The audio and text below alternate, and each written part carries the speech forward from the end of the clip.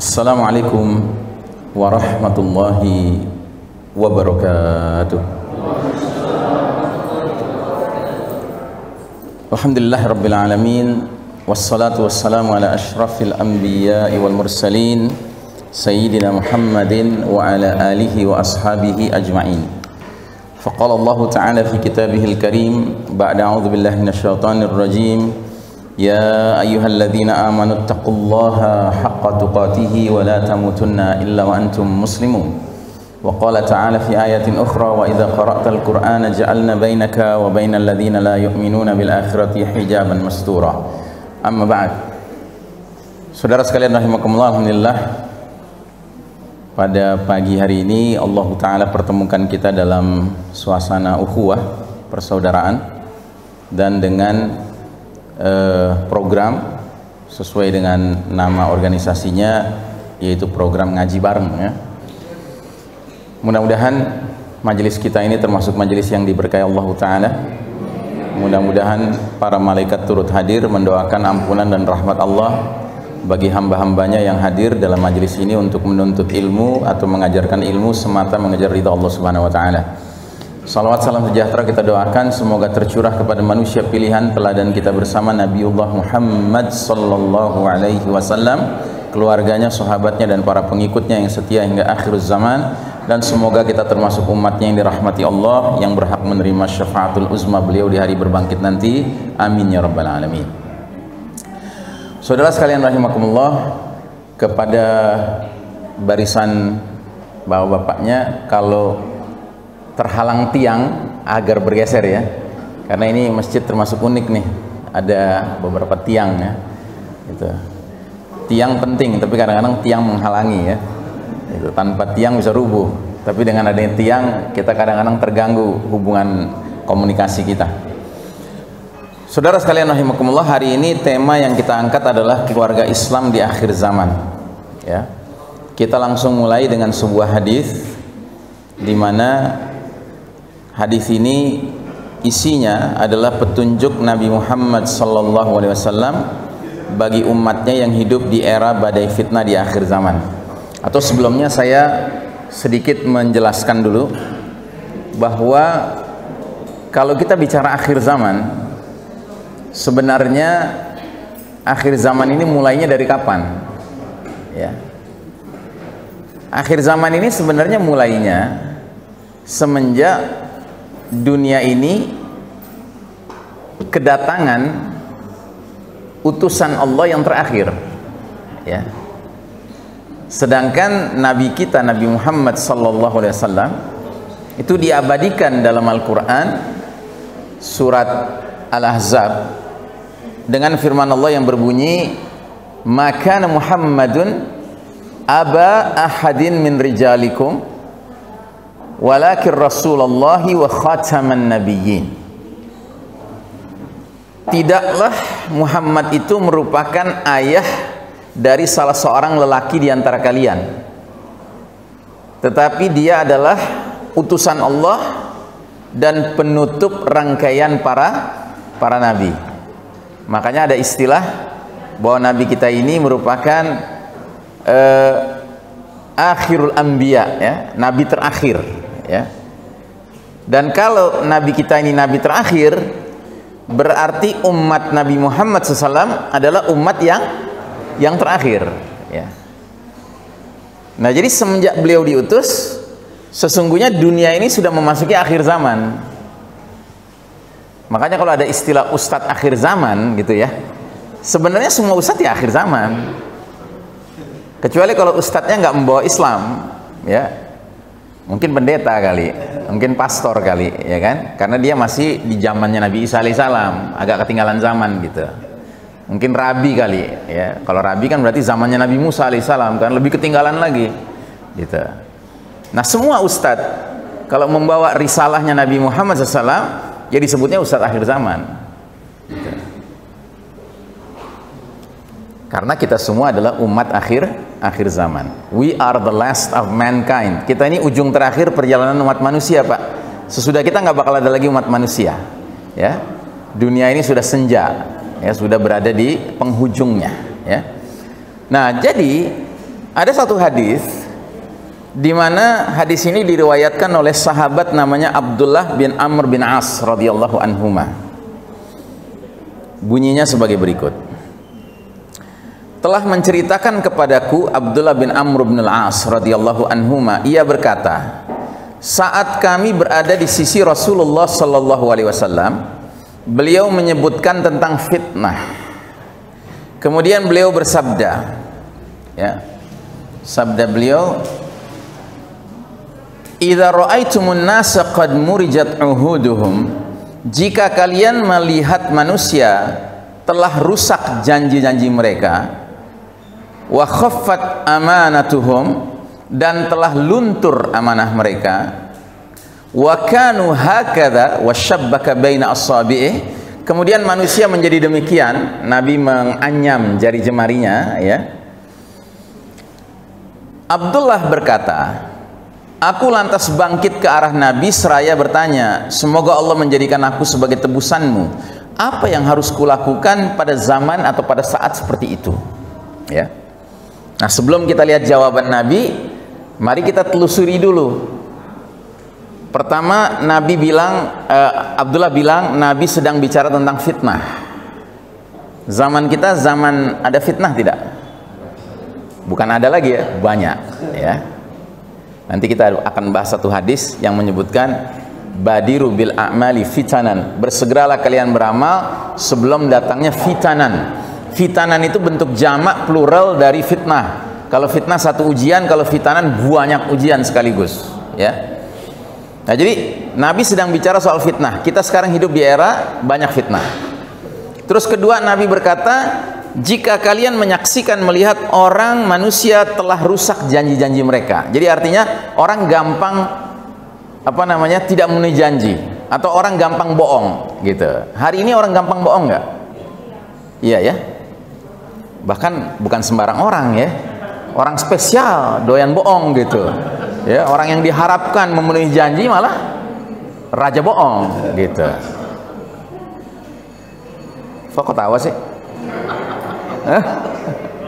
Kayak TST gitu ya, tahu sama tahu gitu. Ya kan? Cuma jangan disebut namanya. Nanti mangkak dia. Ya.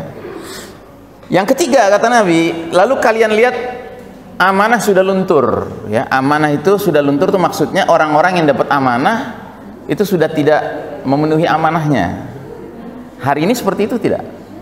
Seperti itu juga, ya kan? Terus yang keempat, Nabi menganyam jari jemarinya, ya, menyatakan manusia menjadi demikian.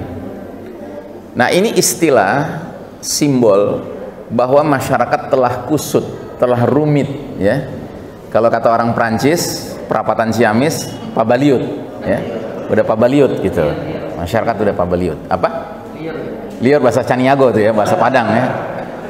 Nah, jadi saudaraku rahimakumullah, kira-kira masyarakat kita sekarang kusut nggak?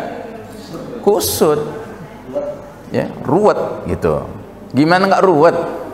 Orang nabrak muda-mudi usia 17 tahun lakinya, 14 tahun perempuannya, jatuh tergeletak di jalan, bukannya diselamatin, bukannya manggil ambulans, bukan dibawa ke rumah sakit, dilempar ke sungai, sempurna gitu. Apa nggak rumit tuh masyarakat kayak begitu, ya? Nah, jadi saudaraku rahimakumullah, berarti Nabi sedang berbicara tentang suatu keadaan zaman yang berbeda dengan zaman beliau. Alhamdulillah, Abdullah bin Amr bin As radhiyallahu anhuma yang mendengar penjelasan Nabi ini langsung bereaksi, dan reaksinya nggak tanggung-tanggung. Dia langsung berdiri mendekat ke Nabi dan langsung bertanya, apa yang harus aku lakukan pada zaman seperti itu? Ibaratnya nih, kalau nanti pas ditanya jawab, ada yang nanya ke saya, Ustadz, jadi di zaman kayak gini kita mesti berbuat apa, ya kan? Ya, ini kuncinya, ini jawabannya. Anda sebelum bertanya sudah berhutang budi terlebih dahulu dengan Abdullah bin Amr bin As, karena dia sudah mendahului kita bertanya, yang karenanya jawaban Nabi harus kita perhatikan. Nah, ternyata Nabi kasih 6 petunjuk. Kalau kita menjalani zaman seperti itu, ada 6 petunjuk yang diarahkan oleh Nabi. Yang pertama kata Nabi, alzam baitak. Alzam baitak itu artinya tetaplah engkau di rumahmu atau fokuslah pada keluargamu. Itu pertama. Yang kedua, wa amlik alaika lisanak, dan kuasailah atau kendalikanlah lisanmu, ucapan-ucapanmu, ya. Dan hari ini ucapan kita bukan hanya ini, Pak, tapi ini termasuk alat ucapan kita ini. Jadi apapun yang kita broadcast, apapun yang kita share, apapun yang kita posting, ya, sadar tidak sadar ini mewakili lisan kita. Terus yang ketiga kata Nabi, wa khudz bima ta'rif, ambillah, kerjakanlah, lakukanlah apa saja yang kamu ketahui, atau dalam bahasa kerennya, be professional. Yang emang lo ngerti, lo kerjain gitu. Terus yang keempat kata Nabi, wada' matungkir, tinggalkanlah apa saja yang kamu pungkiri, yang kamu tidak ketahui. Ya, jangan terlibat dalam urusan yang kita pada hakikatnya nggak ngerti, nggak paham. Ya. Ini sejalan dengan hadis lain yang berbunyi, min husnil islamul mar'i tarkuhu ma la ya'nihi. Di antara kebaikan Islam seseorang adalah meninggalkan urusan yang dia tidak ada hubungan dengannya. Ya, kalau kata orang barat, mind your own business, ya kan? Yang kelima, wa alaika bi amri khassati nafsika, perhatikanlah urusan khusus dirimu, pribadimu. Nuansanya agak egois, ya. Cuman ini masalahnya keadaan darurat gitulah. Dalam keadaan darurat seperti ini, ya, kalau bukan kita yang memperhatikan urusan kita, siapa lagi yang memperhatikan? Gitu. Nah, yang keenam, yang terakhir, wada' anka amrolamah, dan jauhilah, tinggalkanlah urusan orang banyak, ya. Atau dengan kata lain, jangan sok heroik. Sudah pabaliut masyarakatnya, terus kita sok heroik ingin tampil jadi pemimpin begitu, ya. Yang terjadi apa? Ya, yang terjadi kita bakal babak belur, sadar tidak sadar, ya. Nah, jadi kalau kita sederhanakan, ini dia 6 poin itu, silahkan difoto boleh, ya, gratis. Nah, jadi yang paling pertama ini yang jadi tema kita hari ini. Kenapa kita perlu memperhatikan keluarga kita? Karena memang ini arahan Nabi saat kita menghadapi situasi banyak fitnah, orang udah banyak yang nggak bisa dipercaya karena doyan berbohong, berdusta, nggak bisa menepati janji, ya. Orang juga susah ditemukan yang amanah, yang kebanyakan yang khianat, ya kan? Sementara masyarakat sudah kusut. Maka poin yang paling pertama yang Nabi tekankan adalah alzam baitak, ya, fokuslah pada rumahmu, pada keluargamu. Dan ini sejalan dengan arahan Allah Ta'ala dalam surat At-Tahrim ayat 6, ya, yang sering kita dengar ayatnya, ya. Kodenya gampang, 666, ya. Ini bukan simbol Dajjal, bukan, ya kan? Surat At-Tahrim surat 66 ayat 6, ya ayyuhalladzina amanu qu anfusakum wa ahlikum naro. Hai orang-orang beriman, peliharalah diri-dirimu dan keluarga-keluargamu dari api neraka. Nggak ada ayat yang lebih jauh lagi dari itu, nggak ada. Ya ayyuhalladzina amanu qu anfusakum wa ahlikum wa mujtama'atukum, ya kan, naro, ya kan. Hai orang-orang beriman, peliharalah dirimu, keluargamu, masyarakatmu dari api neraka. Nggak ada. Karena pada hakikatnya, kalau setiap anggota masyarakat serius menangani keluarganya masing-masing, maka masyarakat itu akan beres, ya. Karena masyarakat kayak bangunan besar, sedangkan keluarga unit terkecilnya, batu batanya, ya. Kalau masing-masing batu bata itu kualitasnya kuat, kencang, ya kan, kemudian dibangunnya dengan ikatan hubungan yang baik, kohesivitasnya tinggi begitu, ya, maka bangunan masyarakat itu akan kokoh. Tapi kalau semuanya sibuk ngurusin yang selain daripada ininya, unit terkecil bangunan itu, ya kan, maka dia ya kelasnya kelas batako. Mending batako yang berkualitas, ini batako murahan gitu. Mending murahan, ya kan, sekedar diambil dari sini, ambil dari sini gitu, comot-comot gitu, ya kan. Maka ada bangunan itu tapi rapuh sekali gitu. Nah, jadi saudaraku rahimakumullah, saya berusaha untuk mengeksplor, ya, dan ternyata menurut saya setidak-tidaknya ada 7 poin ciri keluarga beriman di era fitnah akhir zaman, yang kalau masing-masing kita bisa berupaya memenuhinya, mudah-mudahan kita telah berusaha untuk mewujudkan, ya, usrah mukminah atau keluarga beriman, ya, di tengah-tengah era fitnah di akhir zaman. Yang pertama, hendaknya setiap anggota keluarga beriman memahami makna iman tauhid. Yang kedua, hendaknya setiap anggota keluarga punya semangat menjaga al-mahabbah wal ukhuwatu fillah, cinta dan persaudaraan karena Allah. Yang ketiga, hendaknya setiap anggota keluarga mewaspadai berbagai fitnah di sekeliling yang mengancam, terutama mengancam terhadap iman tauhidnya. Yang keempat, hendaknya setiap anggota keluarga di akhir zaman memiliki wawasan ilmu mengenai akhir zaman. Yang kelima, hendaknya setiap anggota keluarga menyadari akan hadirnya konflik abadi dan hakiki sepanjang sejarah Bani Adam. Yang keenam, hendaknya memastikan kehalalan nafkah. Ini tentunya tanggung jawab ya al-mas'ul, al-amir ya, kepala keluarga paling pertama ya, karena kepala keluarga itu ar-rijalu qawwamuna 'alan nisa, tugas pokoknya yang paling utama adalah ya memberikan nafkah ya, dan nafkahnya harus nafkah yang halal.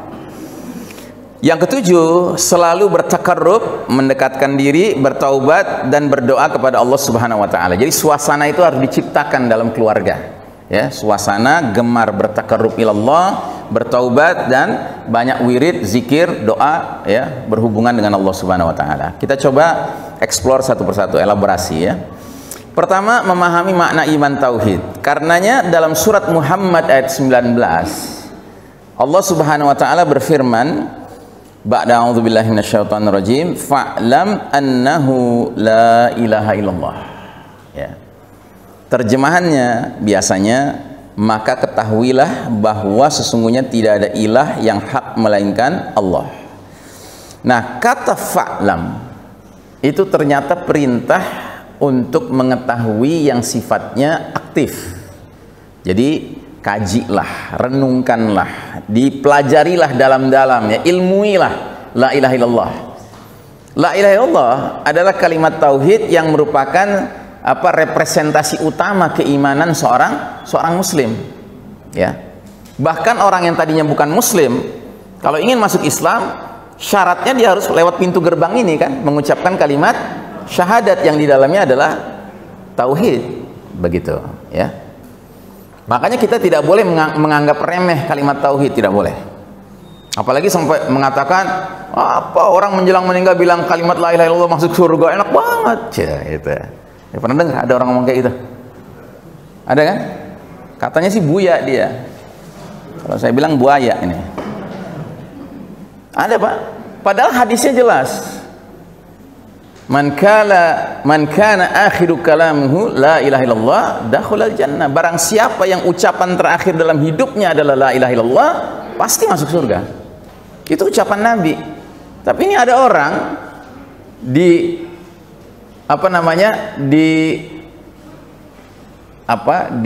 stempel sebagai ustadz gitu ya.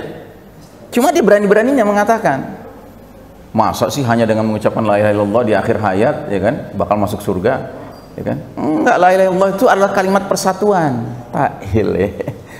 Betul juga kalimat persatuan, cuma masalahnya adalah dia kemudian mengatakan kalimat ini maknanya adalah bahwa kita semua aneka ragam agama, keyakinan itu harus bisa bersatu gitu.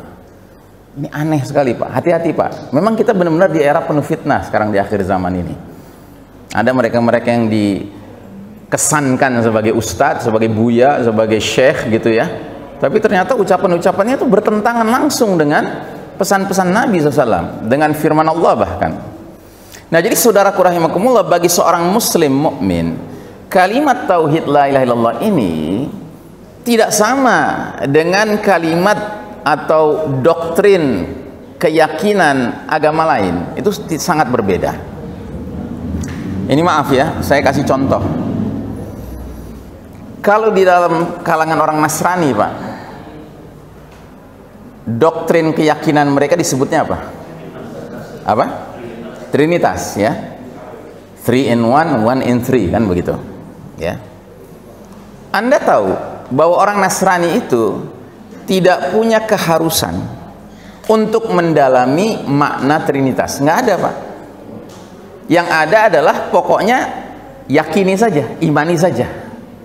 Begitu Anda mengimani itu, otomatis Anda surga dijamin. begitu. Kalau Islam tidak. Islam itu mengharuskan kita memahami ya fondasi keimanan kita, tauhid kita. Tidak dibolehkan kita bertauhid tapi nggak paham. Kita harus bertauhid yang sampai ke tingkat pemahaman. Dan untuk kesempatan yang baik ini tapi terbatas ini, saya cukup menggarisbawahi dari kalimat la ilaha illallah itu ada satu kata yang menjadi kunci pemahaman kita terhadap kalimat tauhid, yaitu kata ilah, yang sering diterjemahkan ke bahasa Indonesia dengan apa? Tuhan, ya. Terjemahan Tuhan ini nggak mewakili sebenarnya, karena Tuhan konon kabarnya secara sejarah bahasanya berasal dari bahasa Sanskerta. Tuhan itu dua, tu pimpinan, ketua, pimpinan, ya. Han itu dari hyang, jadi pimpinan para dewa. Tuhyang, Tuhan.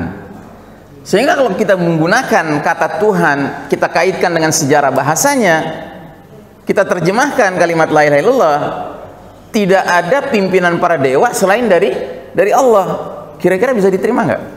Ya nggak bisa diterima, batal demi akidah kan, gitu. Nah apalagi kalau anda rajin zikir Tuhan, coba aja zikir Tuhan 3 kali aja, Tuhan, Tuhan, Tuhan tuh. Jadinya siapa yang dipanggil? Ya kan? Nah maka seringkali umat Islam Indonesia ini yang karena kita bahasa ibunya bukan bahasa Arab, ya, itu nggak paham la ilaha illallah. Makanya saya bantu dengan mencoba mengambil yang paling penting sekali. Yang paling penting itu dari kata ilahnya itu, Pak. Ilah itu artinya apa sih? Dalam bahasa Arab, ilah itu banyak maknanya. Tetapi cukup Anda mengerti 3 makna saja, insya Allah mempengaruhi pemahaman Anda tentang kalimat tauhid. Silakan dicatat. Yang pertama, ilah itu bermakna mahbub, yang dicintai. Yang kedua, ilah itu bermakna matbu', yang dipatuhi. Dan yang ketiga, ilah itu bermakna marhub, yang ditakuti. Ya. Jadi kalau mau dibikin singkatan biar gampang ingatnya, ya, inisialnya L O F. L itu love, cinta. O itu obedience, kepatuhan. F itu fear, rasa takut. Nah jadi barang siapa mengucapkan asyhadu alla ilaha illallah, sekurang-kurangnya harus mengandung pengertian aku bersaksi tidak ada yang kucintai dan tidak ada yang kupatuhi sehingga aku takuti selain daripada Allah Subhanahu wa ta'ala. Kalau 3 makna ini saja benar-benar Anda kunyah-kunyah dan Anda interaksikan dalam hati Anda, pikiran Anda, dan akhirnya perilaku Anda, Masya Allah, Anda sudah bisa dikatakan memenuhi standar jadi muwahhid, ahli tauhid, gitu. Iya. Gitu. Jadi istilahnya orang beriman itu tidak punya kecintaan yang lebih tinggi selain daripada Allah Subhanahu wa ta'ala. Orang beriman itu selalu standar mentaati sesuatu itu dikaitkan dengan ini membuat saya makin taat sama Allah apa tidak. Kalau membuat dia makin taat sama Allah, dia akan kerjakan. Tapi kalau membuat dia bertentangan ketaatannya dengan Allah, dia pilih ketaatan pada Allah. Begitu juga dengan rasa takut, ya. Orang beriman itu harus takutnya kepada Allah above all, di atas segala-galanya, sehingga rasa takut dia kepada selain Allah itu menjadi rendah, ya. Jadi istilahnya kalau orang tuh takutnya sudah kepada Allah, maka kepada selain Allah dia jadi berani. Tapi kalau orang punya rasa takut kepada selain Allah, seringkali dia jadi berani sama Allah. Begitu. Paham ya? Sederhana kan? Gitu. Baik, ini pertama. Nah, jadi semua anggota keluarga kita perlu kita didik tentang LOF ini, Pak.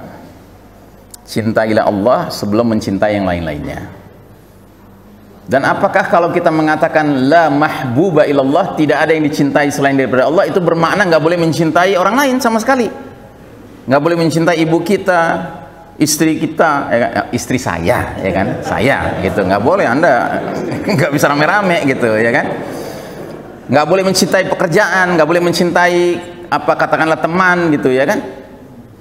Boleh, cuma ada syaratnya.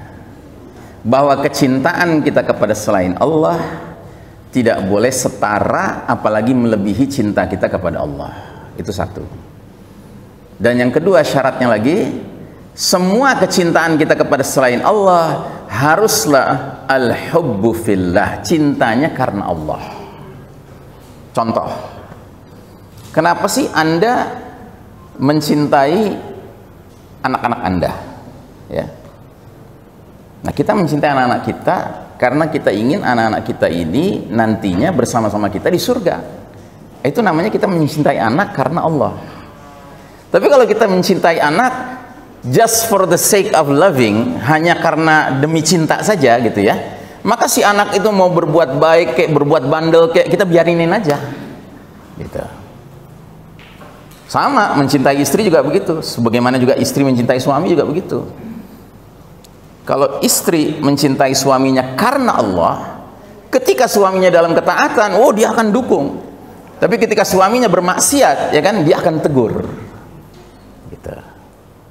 Ya, jadi ibu-ibu jangan menganggap menegur suami itu nggak boleh, boleh, bahkan harus. Ketika memang suami sudah kelihatan off track, ya kan, keluar dari track yang benar, gitu. Dan itu bukti cinta Anda yang sebenarnya, dan cintanya karena Allah. Nah, begitu juga dengan pekerjaan. Kita boleh mencintai pekerjaan kita, Pak.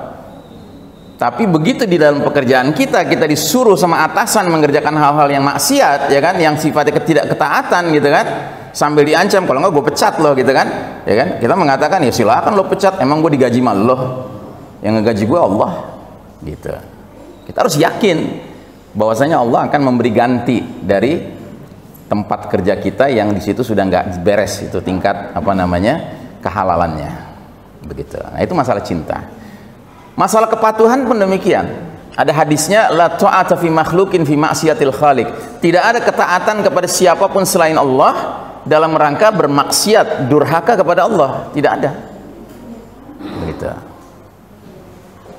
Jadi contohnya nih ya, saya nggak ngerti nih kenapa di Masjid Al-Arif ini kok ada garis-garis gini, siapa sih maksudnya? Apa maksudnya? Hah? Ini ada kaitan dengan itu ya? Dengan 22 bulan ini? Ada ya? Ada kaitannya? Sebelum 22 bulan nggak ada nih ya? Nggak ada kan? Sebelum 22 bulan ada ini? Enggak, ini setelah 22 bulan nih. 22, iya kan? Sejak Maret 2020 kan? Betul nggak? Iya kan? Ini kan maksudnya biar sholatnya distancing kan gitu? Ya betul Ustaz Asep. Ya, ini sholatnya biar distancing ya. Udah ngerti nggak saya mengarahnya kemana?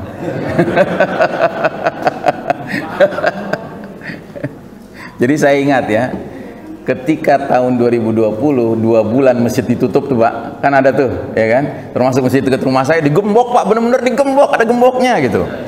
Aduh sedihnya tuh dengerin azan, as-sholatu fi rihalikum, sholatlah di rumah-rumah kalian, dalam hati saya aduh sedih banget.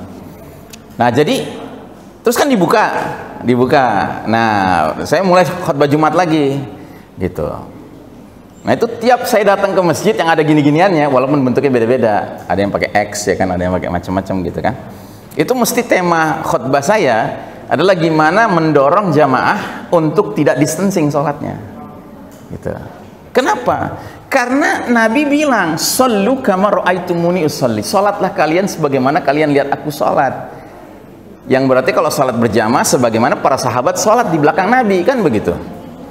Sedangkan salah satu pesan Nabi yang sangat clear, sangat jelas adalah la tadru furujatin lisyaitan, janganlah kalian biarkan ada celah-celah di antara kalian yang sholat, karena itu menjadi tempat bercokolnya syaitan.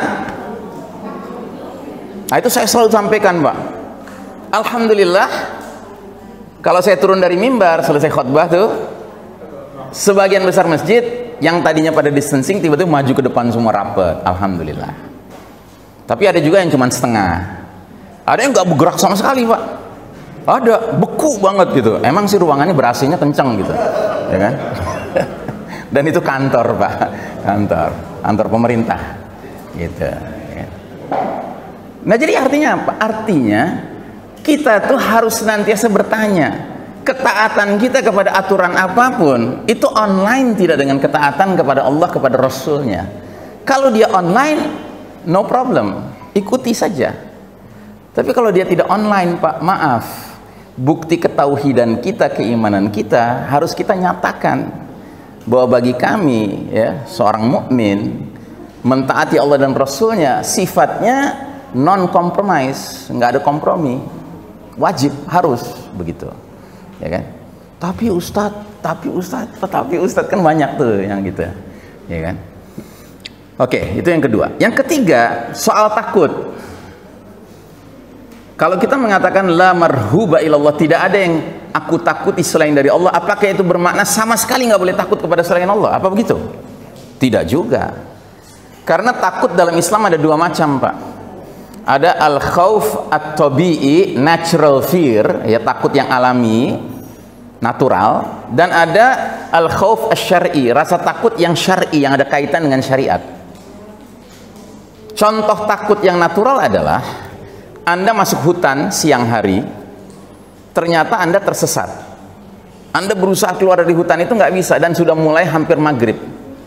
Sehingga Anda takut kalau maghrib keburu datang, gelap gulita, Anda akan ketemu binatang buas, ya kan? Entah itu singa, macan, atau ular berbisa, ya kan? Itu rasa takut yang nggak ada hubungan dengan iman, Pak. Siapapun wajar punya rasa takut seperti itu. Tapi ada rasa takut yang syar'i, Pak. Ini yang nggak boleh dikembangkan. Rasa takut syar'i adalah seseorang takut menjalankan perintah Allah karena nggak berani menghadapi resikonya. Contohnya wanita-wanita yang sudah dewasa, yang sebelum ngaji dia nggak pakai jilbab, tapi setelah ngaji bertahun-tahun dia mulai ngerti, oh ternyata wanita dewasa harus menutup auratnya. Nah, cuma dia tidak kunjung pakai jilbab. Karena apa?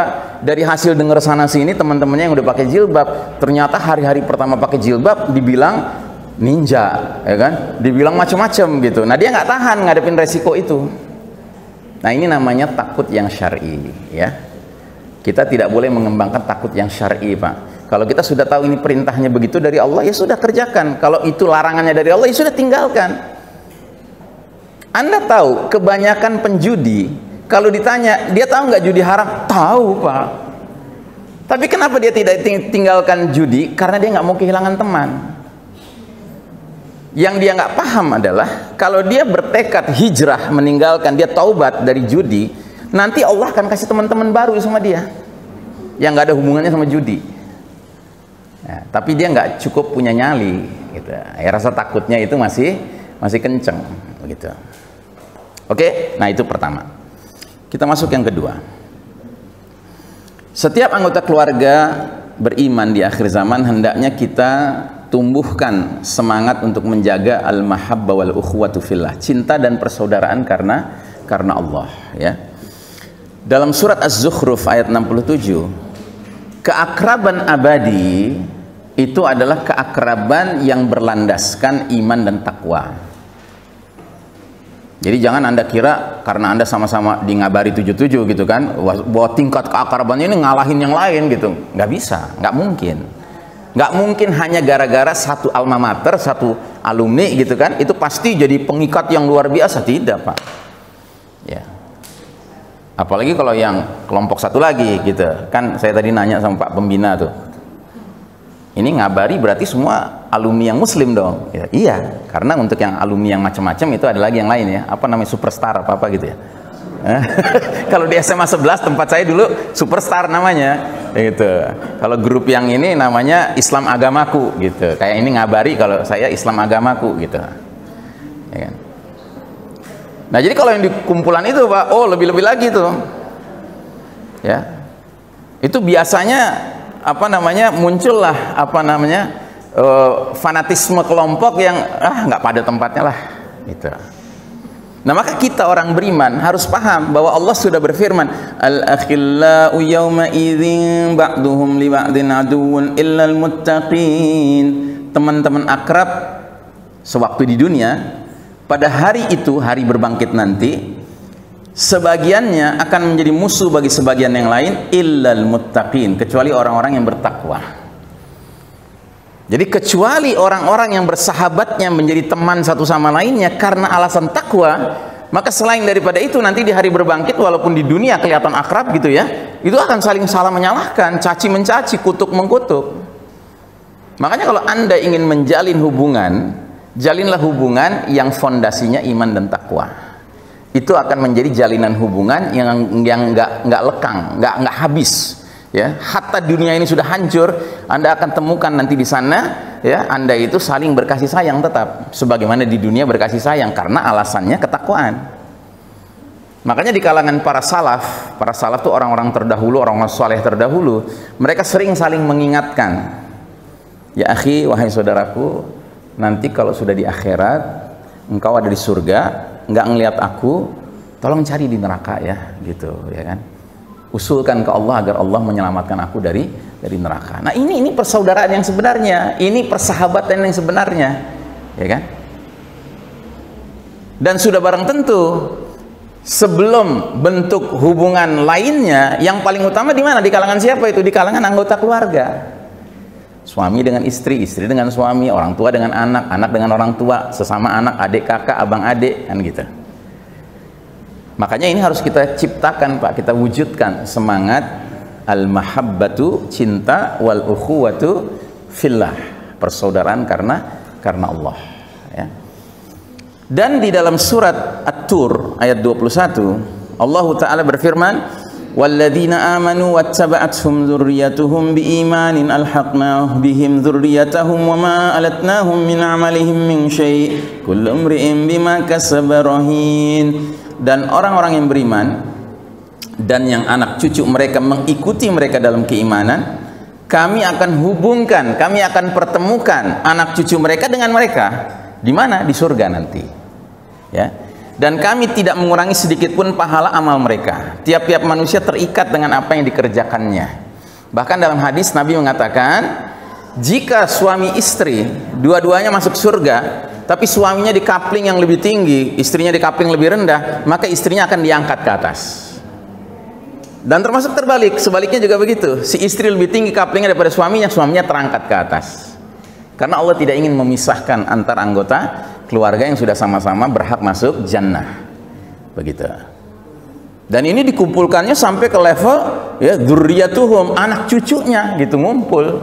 Masya Allah, ya. Cuma jangan kaget, nanti Anda ngumpul dengan anak Anda, cucu Anda dengan usia yang sama. Karena semua penghuni surga usianya sama, kahlan, usia rata-rata 33 tahun. Ya, cuman tahu gitu, angku padahal usianya sama gitu. Ya, asik ya? Asik tuh. Ya. Nah, cuma di sini kan ada kata-kata wattaba'athum dzurriyyatuhum biimanin. Mengikuti mereka dalam keimanan. Artinya apa? Tidak mungkin anak cucu kita bisa ngumpul sama kita bareng-bareng di surga, kecuali kalau anak cucu kita mengikuti kita dalam keimanan.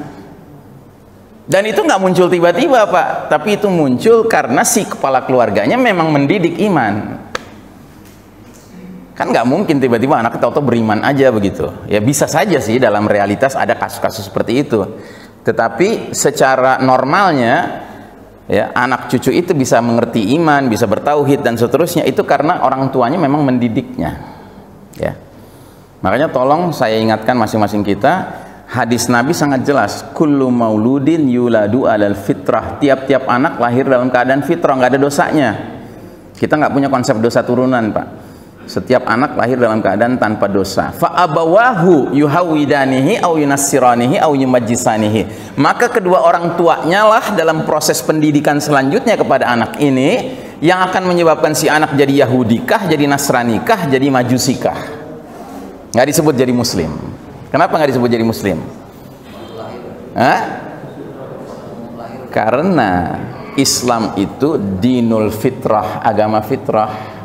Kalau anak sejak kecil yang fitrah itu masih suci itu ditanamkan nilai-nilai fitrah, nilai suci Islam, ya kan? Dengan sendirinya fitrahnya terpelihara. Maka nggak perlu disebut. Yang disebut adalah yang menyimpangnya. Gitu. Ya. Nah, terus jangan lupa, tanpa iman hubungan keluarga tuh putus, Pak. Dan kasus yang diabadikan dalam Al-Quran itu kasus yang sangat spesial. Kasus anaknya Nabi, ya. Jadi Ini kasus anaknya Nabi Nuh alaihissalam. Wa nada Nuhun rabbahu faqala rabbi inna bani min ahli wa inna wa'dakal haqqu wa anta ahkamul hakimin. Dan Nuh berdoa kepada Allah Rabbnya sambil berkata, ya Rabbku, sesungguhnya anakku ini termasuk keluargaku, dan sesungguhnya janji engkau itulah yang benar, dan engkau adalah hakim yang seadil-adilnya. Jadi kisahnya kan begini, Nabi Nuh diperintahkan Allah bikin bahtera. Dia bikin bahtera karena akan datang azab berupa banjir bandang. Setelah selesai bahteranya, dia ajak semua pengikutnya yang beriman untuk naik bahtera itu, dan juga dia bawa sepasang jantan betina, aneka hewan-hewanan. Nah, terus tiba-tiba terjadilah banjir bandang, hujan terus banjir bandang. Mulai naik nih bahtera ini. Nah, sedang berlayar ya bahtera ini, dia lihat anaknya, anak kandungnya. Konon kabarnya namanya siapa? Kan'an ya, Kan'an ya. Ya bunayyar kam ma'ana, hai anakku naik bersama kami, gitu. Apa jawab anaknya? Apa jawab anaknya? Oh tidak, saya akan naik ke atas gunung karena gunung akan menyelamatkan saya dari air ini. Terus dijawab sama Nabi Nuh alaihissalam, hari ini nggak ada tempat berlindung kecuali ya kepada rahmat Allah. Tapi anaknya bengal kan, sehingga akhirnya sekalipun sudah naik ke atas gunung yang tinggi, tetap aja airnya lebih tinggi lagi. Akhirnya mati tenggelam. Biar bagaimanapun anaknya kafir, biar bagaimanapun anaknya bengal gitu ya, itu anaknya. Sehingga Nabi Nuh sebagai ayah akhirnya curhat sama Allah. Nah, curhatnya begini bahasanya, ya Rabbku, sesungguhnya anakku termasuk keluargaku, sesungguhnya janji engkau itu benar, dan engkau adalah hakim yang seadil-adilnya. Dia nggak berani juga bilang, ya Allah ampuni anakku gitu, nggak berani. Karena tahu ini kafir nih anak gitu. Cuma dia curhat. Dia bilang ini anakku, ini bagian dari keluargaku.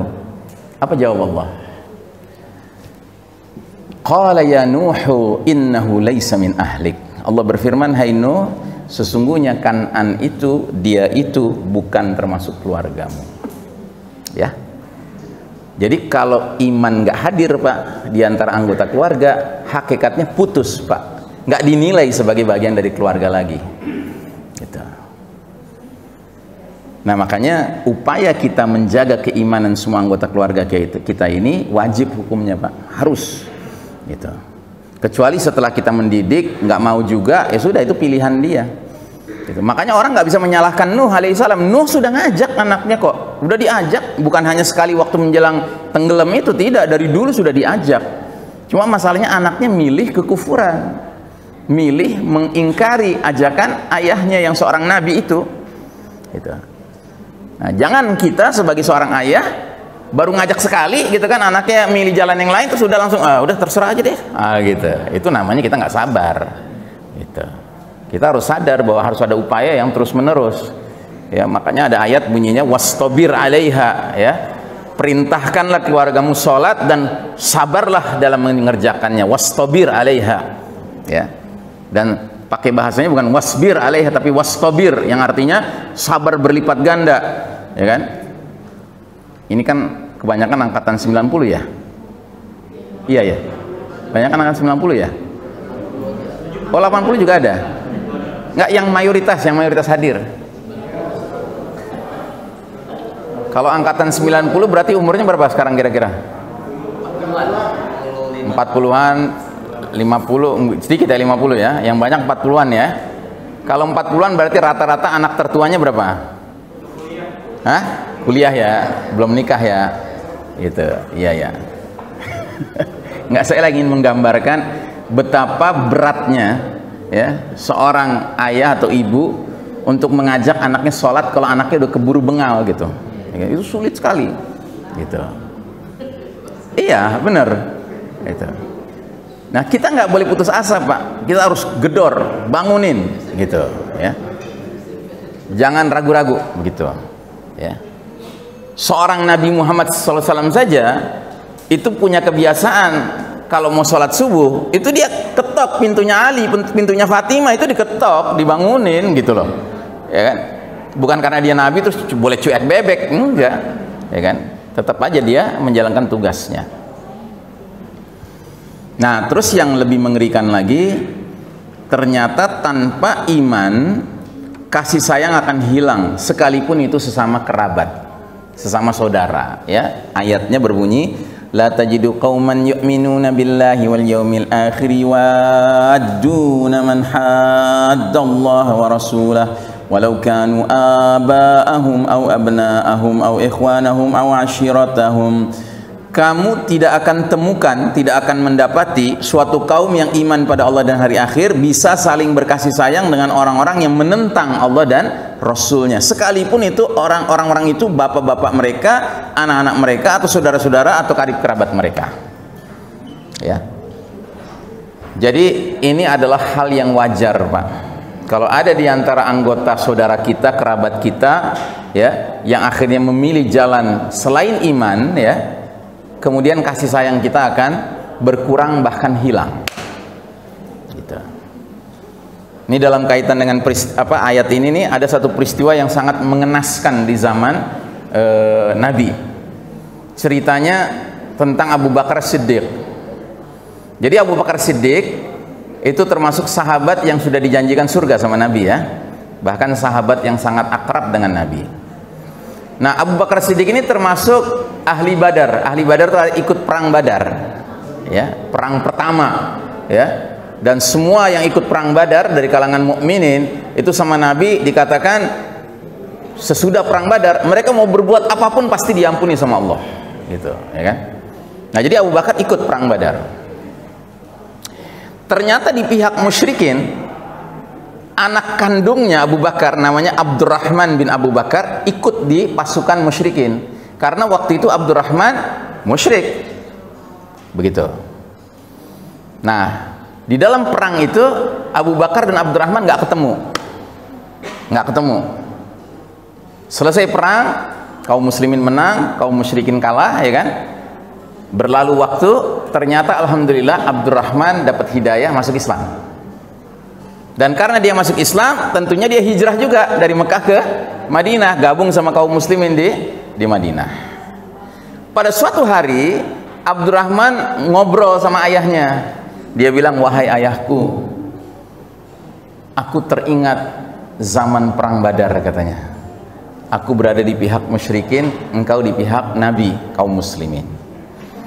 Jujur wahai ayahku, yang paling aku takuti waktu perang Badar itu kalau sampai Allah pertemukan aku dengan engkau. Masa seorang anak berperang lawan ayahnya, gitu, ya kan? Anda tahu jawaban Abu Bakar apa? Wahai anakku Abdurrahman, sewaktu perang Badar aku cari-cari engkau, aku ingin bunuh engkau, ya kan? Karena aku khawatir kalau aku menyaksikan sahabatku yang membunuh engkau, aduh gimana perasaanku, mendingan aku sendiri yang bunuh engkau. Masya Allah, itu iman, Pak.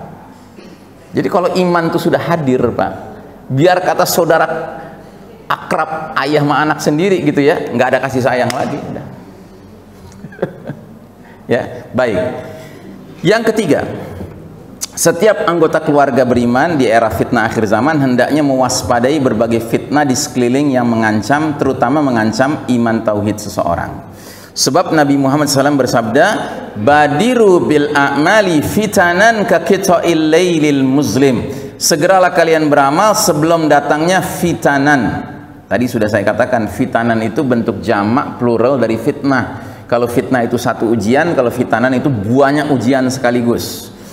Jadi kata Nabi, akan tiba suatu masa di mana ujian itu banyak sekaligus muncul, dunia menjadi laksana seperti malam yang gelap gulita. Dan itu zaman kita sekarang, Pak. Kenapa sih zaman kita sekarang kok gelap gulita? Karena yang mimpin dunia bukan orang beriman, Pak. Ya, Anda setuju nggak dengan saya yang mimpin dunia hari ini bukan orang beriman? Setuju nggak? Siapa yang mimpin dunia hari ini? Hah? Kaum kafir barat, kan? Eropa Amerika yang tidak lain adalah the Judeo-Christian Society, masyarakat Yahudi Nasrani. Dan mereka mimpin umat manusia hari ini tidak berlandaskan Quran dan Sunnah, ya toh? Tapi disingkirkan Quran dan Sunnah, akhirnya jadi apa? Jadi gelap gulita dunia. Quran itu sumber cahaya, Pak. Kalau Quran dijadikan acuan di dalam membina masyarakat, mengelola masyarakat, otomatis masyarakat itu akan menjadi masyarakat yang tersinari oleh Nurul Quran. Tapi karena tidak, akhirnya gelap gulita, ya. Nah, tapi yang ingin saya garis bawahi dari hadis ini adalah bagian berikutnya.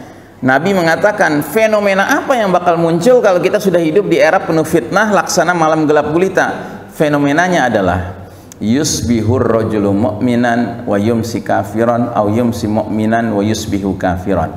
Di pagi hari seseorang masih dalam keadaan beriman mukmin, lalu menjadi kafir sore harinya. Atau di sore hari seseorang masih dalam keadaan beriman mukmin, lalu menjadi kafir di pagi harinya. Jelas-jelas Nabi mengatakan, pagi beriman, sore kafir, sore beriman, pagi kafir. Itu redaksi yang Nabi pilih, dan Nabi tidak mungkin pilih sembarangan. Kan bisa saja Nabi bilang, pagi berbuat baik, sore berbuat jahat. Sore berbuat baik, pagi berbuat jahat. Beda nggak itu? Beda nggak? Betul, itu beda.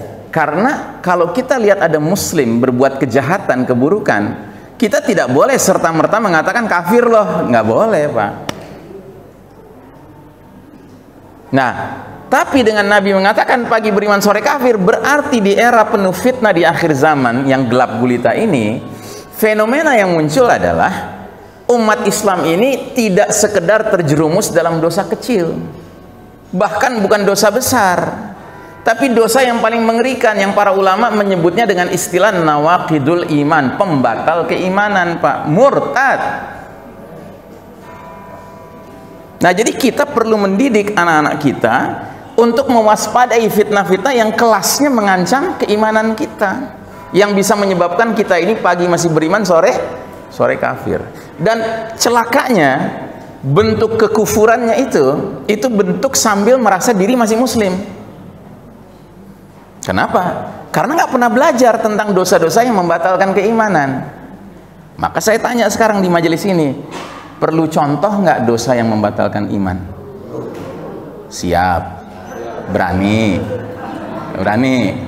Gimana ibu-ibu? Perlu?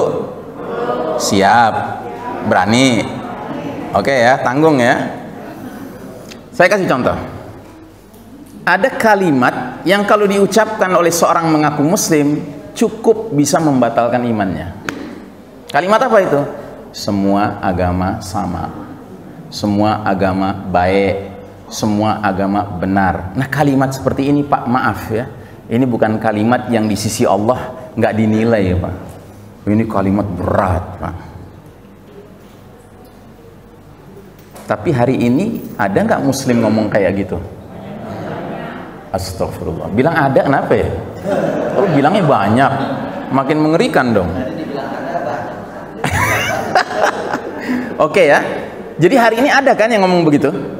Nah, kenapa kok ada muslim yang bisa ngomong seperti itu? Ya, satu, nggak paham, dan kedua, musuh-musuh Islam memang sengaja bikin yang namanya ghazwul fikri, perang opini, perang pemikiran, untuk membuat umat Islam mau ngucapin kalimat-kalimat kayak gini. Nah, dalam hal ini, paham apa yang disebarkan kaum kafir hari ini yang menyebabkan umat Islam kok bisa gampang mengucapkan kalimat seperti itu? Namanya faham pluralisme. Ingat ya, kita harus bisa membedakan pluralitas dengan pluralisme, Pak. Kalau pluralitas itu artinya heterogen, aneka ragam. Itu suatu keniscayaan, Pak. Dalam suatu masyarakat ada aneka jenis agama, keyakinan, itu pasti. Tapi kalau pluralisme itu sebuah ajaran yang bukan saja mengakui adanya keanekaragaman, tetapi menganggap supaya nggak ada keributan, anggap aja semuanya sama. Gitu. Paham? Jadi ceritanya biar damai gitu, ya kan, semua harus ngakuin bahwa sama kita, cuma beda selera aja gitu. Emangnya beragama nih urusan beda selera?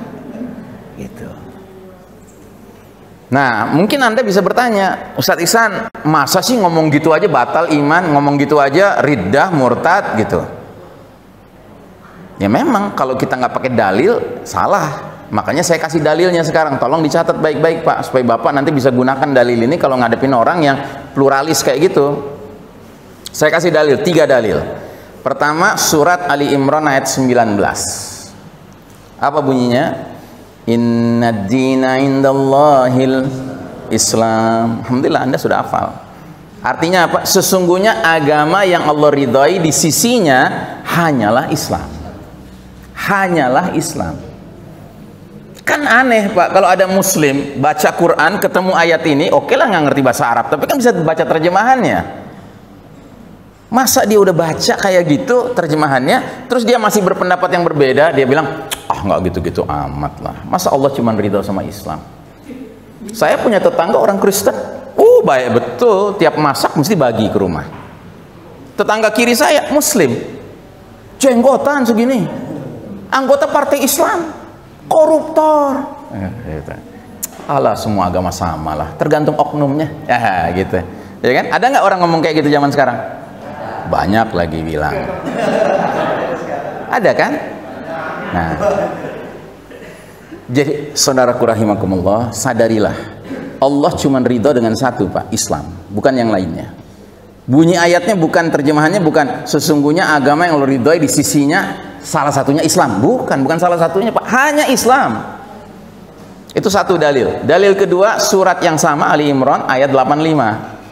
Wa may yabtaghi ghairal islami dinan falan yuqbala minhu wa huwa fil akhirati minal khasirin. Barang siapa mencari agama selain Islam, sekali-kali nggak akan diterima darinya, dan dia di akhirat akan tergolong orang yang merugi.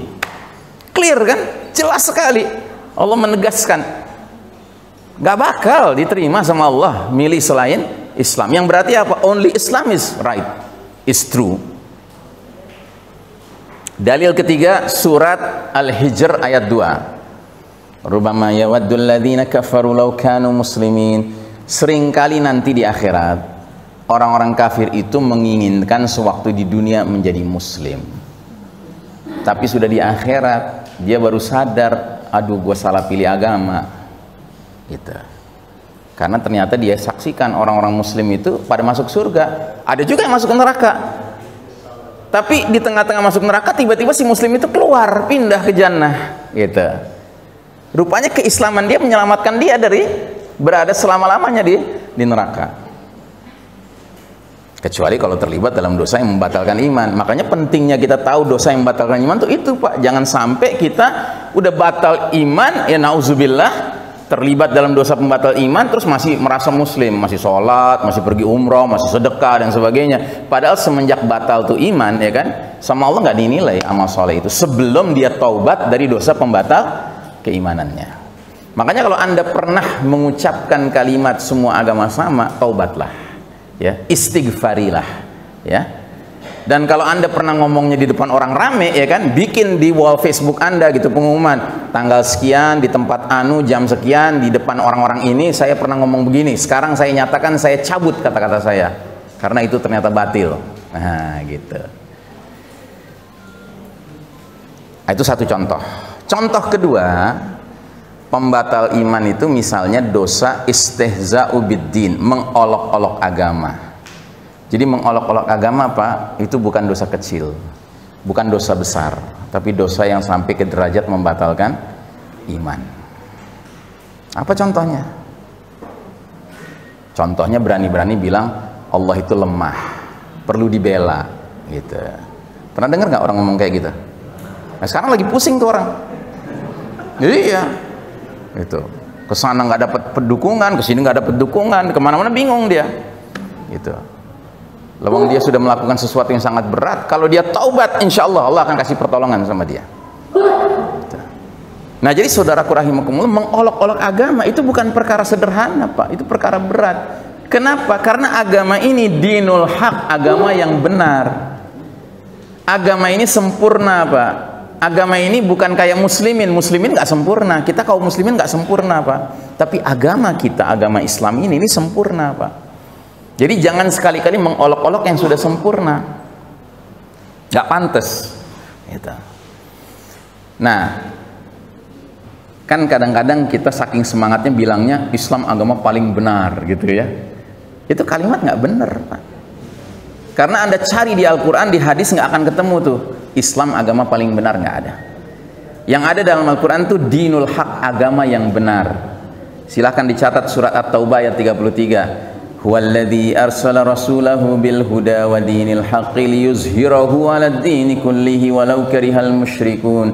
Dialah Allah yang mengutus rasulnya Nabi Muhammad SAW membawa petunjuk Al-Quran dan agama yang benar, dinul haq, Islam, agar dimenangkan atas segenap agama lainnya sekalipun kaum musyrik tidak menyukai. Jadi kata Allah, Islam agama paling benar apa agama benar? Agama yang benar. Kalau Anda katakan Islam agama paling benar, berarti agama lain juga benar tapi kurang benar. Sedangkan Allah bilang Islam agama yang benar, berarti menurut Allah agama lain apa? Salah. Ini harus duduk dalam pemahaman dan keyakinan kita, Pak. Sambil sekali lagi saya ingatkan, berjalan di tengah umat manusia yang aneka ragam agama dan keyakinan nggak boleh membusungkan dada. Kenapa? Karena yang Allah katakan benar, sempurna, nggak ada cacatnya, itu agamanya. Kita manusia, Pak, muslim. Kalau muslim kadang-kadang bisa benar, kadang-kadang bisa salah. Cuman kita nggak mau disuruh milih agama selain ini, karena ini yang sempurna, ini yang benar, begitu. Dan karenanya nggak layak ya mengolok-olok agama menjadi kebiasaan seorang muslim, ya kan? Nggak pantas, ya. Nah, di negeri ini ada nggak yang mengolok-olok agama? Makin banyak, Pak. Ini yang jadi musibah, ya kan? Dan repotnya ketika mereka dilaporkan kayak angin lalu saja, nggak diurus, Pak. Sebaliknya yang amar ma'ruf nahi mungkar lurus lempeng, Pak. Dibungkus kontan.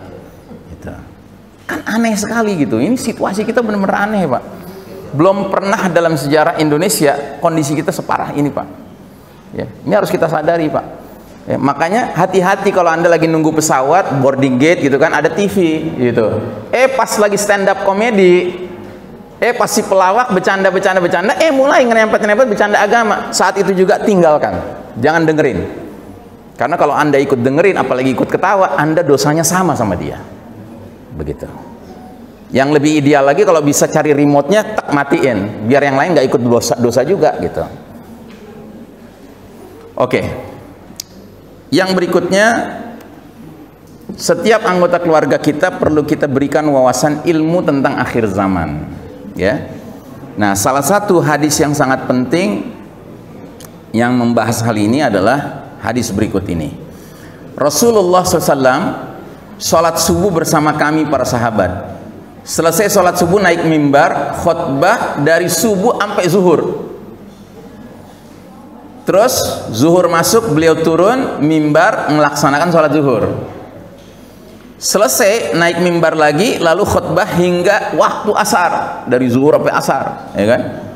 Setelah itu waktu asar masuk, beliau melaksanakan sholat asar. Setelah itu beliau naik mimbar, kemudian khutbah dari asar sampai matahari terbenam, sampai maghrib.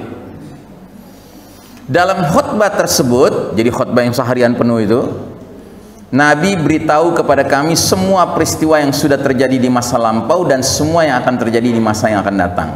Yang paling tahu di antara kami para sahabat mengenai peristiwa-peristiwa itu adalah orang yang paling kuat hafalannya di antara kami.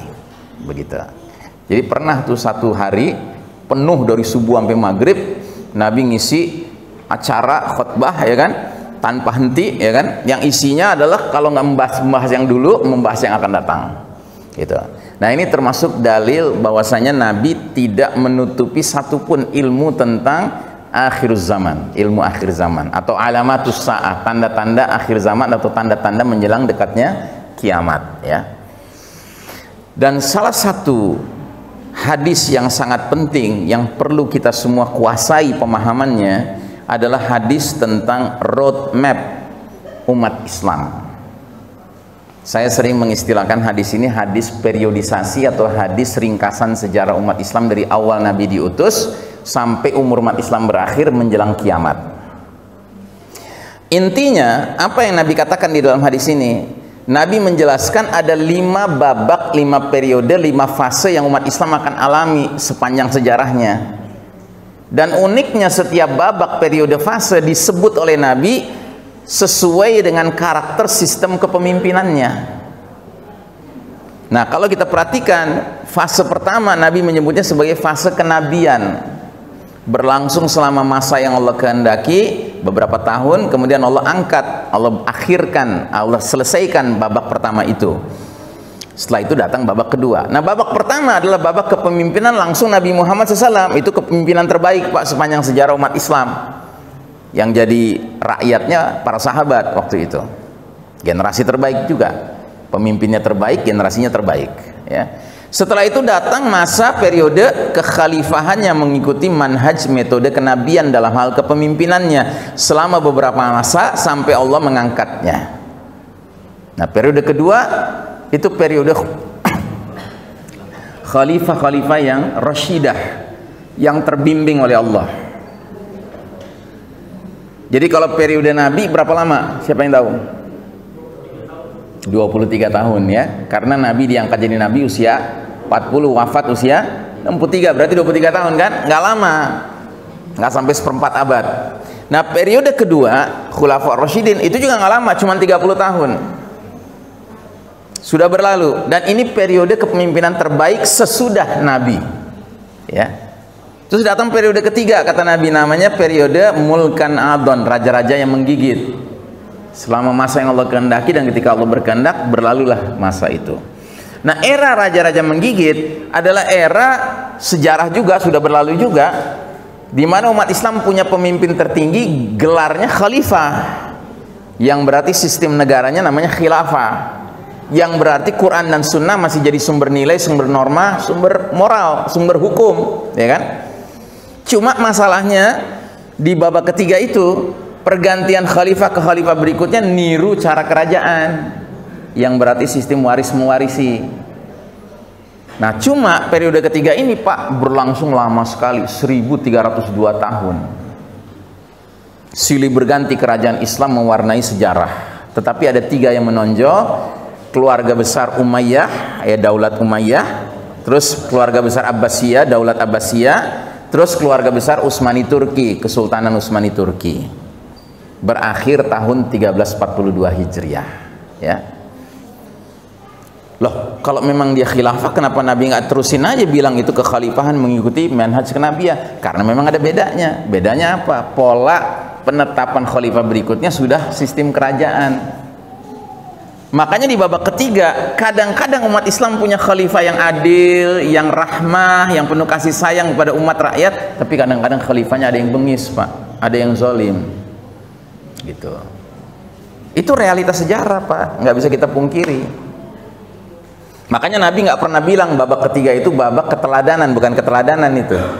Yang keteladanan babak pertama dan babak kedua. Nabi pernah bilang, setelah aku berlalu, hendaknya kalian ikuti sunnahku dan sunnahnya para khalifah rasyidah yang dapat petunjuk dari Allah, gitu.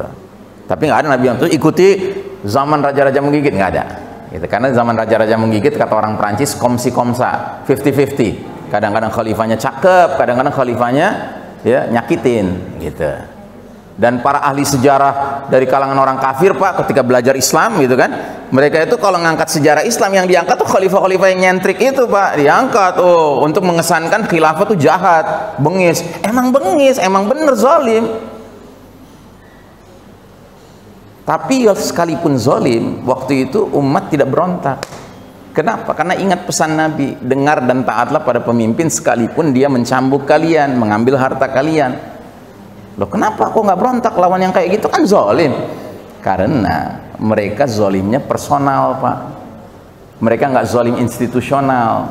Maksudnya apa? Masih tetap menyatakan Quran Sunnah sumber nilai, sumber norma, sumber hukum. Jadi zalimnya itu karakter pribadi, gitu loh, ya. Nah, ngadepin pemimpin yang karakter pribadinya bermasalah, ya sekalipun dia begitu tapi masih kembali pada Quran dan Sunnah, kita serba salah, gitu, ya kan? Harus tahan diri.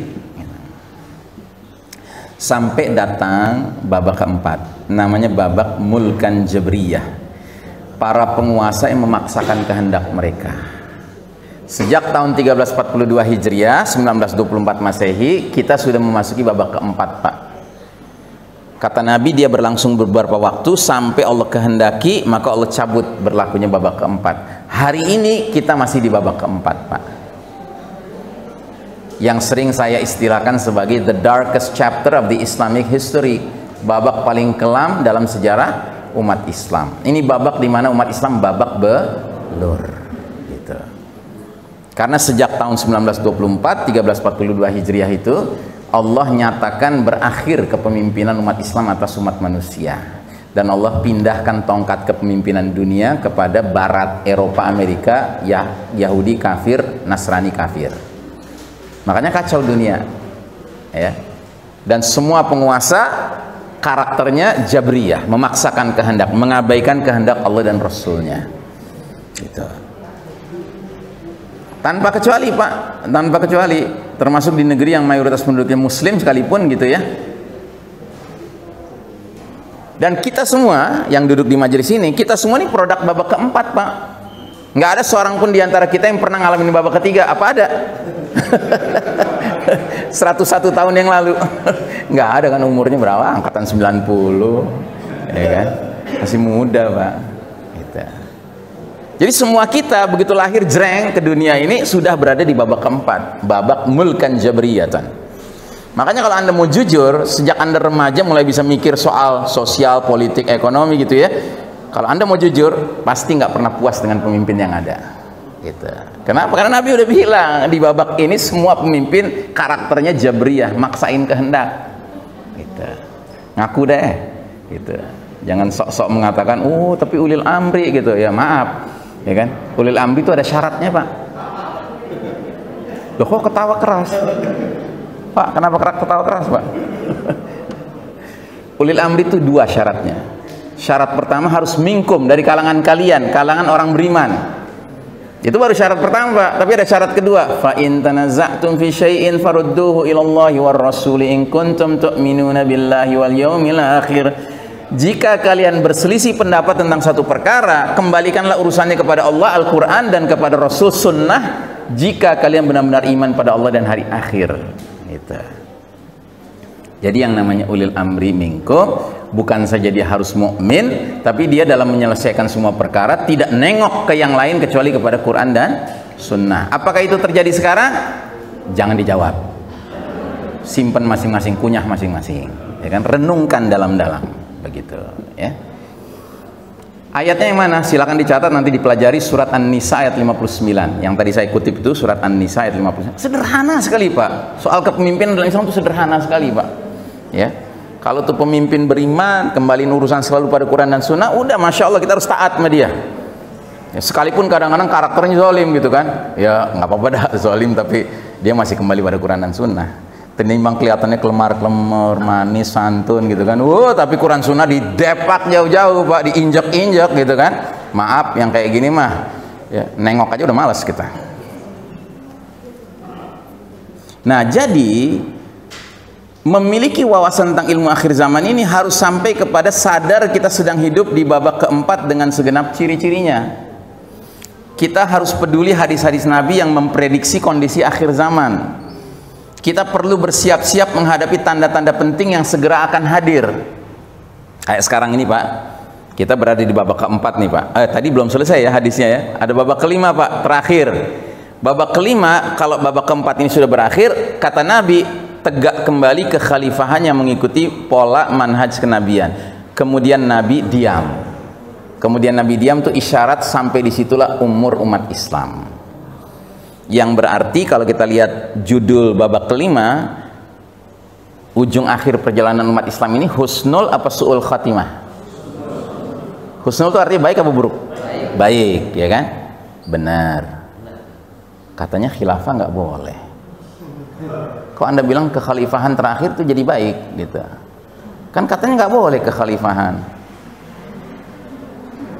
Ayo, bingung. Ya pakai dalil yang tadi dong, ya kan? Nggak ada ketaatan kecuali kepada Allah. Nggak boleh taat pada pihak yang ngajak kita maksiat. Masa kita taat sama orang yang bilang khilafah jelek gitu, ya kan? Khilafah pasti bagus, Pak. Khilafah itu adalah contoh teladan dahulu dan juga contoh yang nanti akan menjadi kejayaan Islam. Kekhalifahan babak kelima nanti pimpinannya gelarnya Al-Mahdi, Pak. Al-Mahdi itu the certified leader, pemimpin yang dapat sertifikasi langsung dari Nabi Muhammad SAW, yang berarti dari Allah juga. Yang kalau dia sudah hadir, kata Nabi, dia akan memenuhi bumi secara merata dengan keadilan setelah bumi sebelumnya dipenuhi secara merata dengan kezaliman. Sekarang ini kita penuh dengan kezaliman, Pak.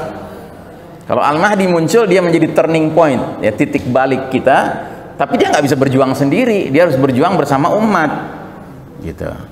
Dan saya termasuk orang yang bersangka baik kepada Allah, jadwal kehadiran Al-Mahdi kelihatannya nggak bakal lama lagi, Pak. Makanya kita semua harus get ready gitu loh, siap-siap, preparations gitu, ya. Binalah, pantaskanlah diri Anda untuk menjadi bahagian dari pasukan Al-Mahdi ketika jadwal Al-Mahdi nanti muncul. Jangan Al-Mahdi baru muncul, ya kan, muncul Anda baru mulai latihan, mulai mempersiapkan diri, baru mulai sadar, oh iya penting juga ya gue sholat malam, gitu ya. Kata orang Padang, talambe gitu, ya. Kalau mau latihannya sekarang, bentuk pribadi muslim, bentuk jadi jundullah, tentara Allah, ya, supaya begitu Al-Mahdi muncul.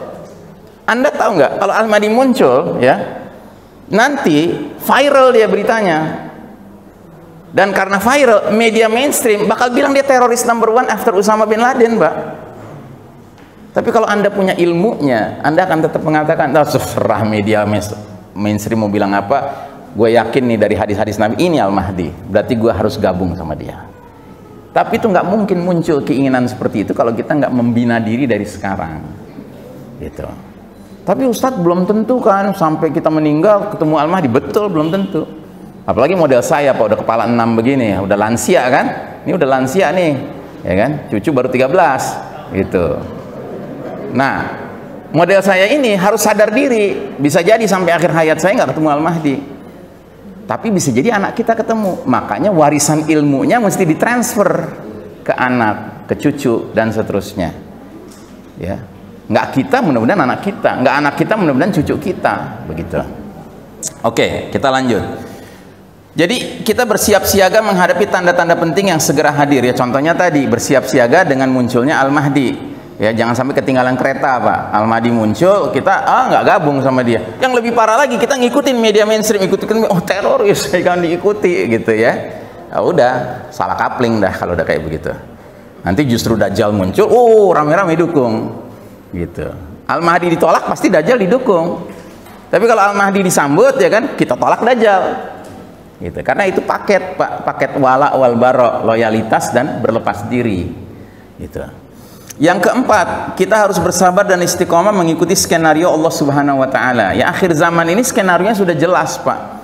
Nah, bagaimana kita bisa sabar dan istiqomah mengikuti skenario itu dengan posisi pensikapan yang tidak salah, tidak keliru. Yang kelima, kita perlu berpegang teguh kepada hadis-hadis Nabi untuk bersikap di babak keempat akhir zaman ini. Nah, salah satu hadis yang saya sudah terangkan di awal sekali tadi, Pak, yang soal alzam baita, fokus pada keluarga, ya kan, jaga lisan, ya kan, yang tadi itu, yang 6 itu termasuk hadis tentang sikap hidup di akhir zaman. Nah, hal-hal penting yang bakal terjadi dalam waktu ke depan ini yang kita harus persiapkan adalah munculnya tanda-tanda besar kiamat. Tadi waktu kita bahas hadis tentang periodisasi perjalanan umat Islam, totalnya berapa babak? 5, ya. Kita sekarang babak berapa? 4. Kalau sebuah film jumlah babaknya 5, kita tahu-tahu nonton babak keempat, kategorinya di awal film, tengah film, menjelang akhir film. Menjelang akhir, ya. Nah, artinya apa? Kita harus siap-siap melihat tanda-tanda besar kiamat, karena tanda besar kiamat itu tanda-tanda yang muncul belakangan, Pak, menjelang dunia berakhir. Sedangkan kita sudah di babak keempat. Makanya kita juga harus mulai mengenali, Pak, tanda-tanda besar itu apa. Ternyata jumlahnya 10 kata Nabi. Yang pertama, dan ini bukan urutannya, ini Nabi dalam hadis ini nyebutnya begini, tapi ini bukan urutannya. Yang pertama asap, dukhon. Yang kedua Dajjal. Yang ketiga binatang melata, dabah, keluar dari perut bumi untuk bertugas ngasih tanda siapa orang beriman, siapa orang kafir, ya. Kemudian matahari terbit dari barat, tempat tertenggelamnya. Terus turunnya Isa alaihissalam. Nah, jadi kita umat Islam ini punya keyakinan mirip kayak orang Nasrani, Pak.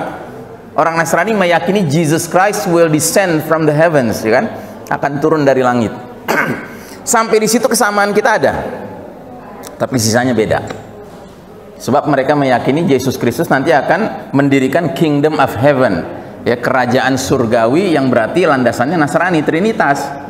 Nggak mungkin, karena hadis-hadis sahih menerangkan Isa alaihissalam nanti turun di akhir zaman menjadi pengikut Nabi Muhammad sallallahu alaihi wasallam. Maaf.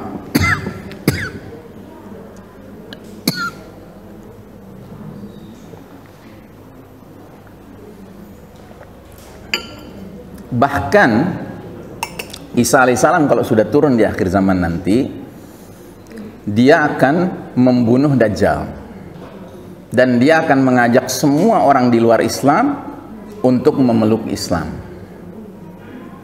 Dan dia hanya kasih dua pilihan. Setiap ketemu orang kafir, termasuk Yahudi Nasrani, dia cuma ngasih dua pilihan: masuk Islam atau mati. Kok gitu? Kok ngeri gitu sih Isa alaihissalam? Perasaan saya baca cita-cita tentang Isa alaihissalam, santun betul orangnya gitu. Apa istilah yang zaman sekarang? Santuy ya, santuy gitu.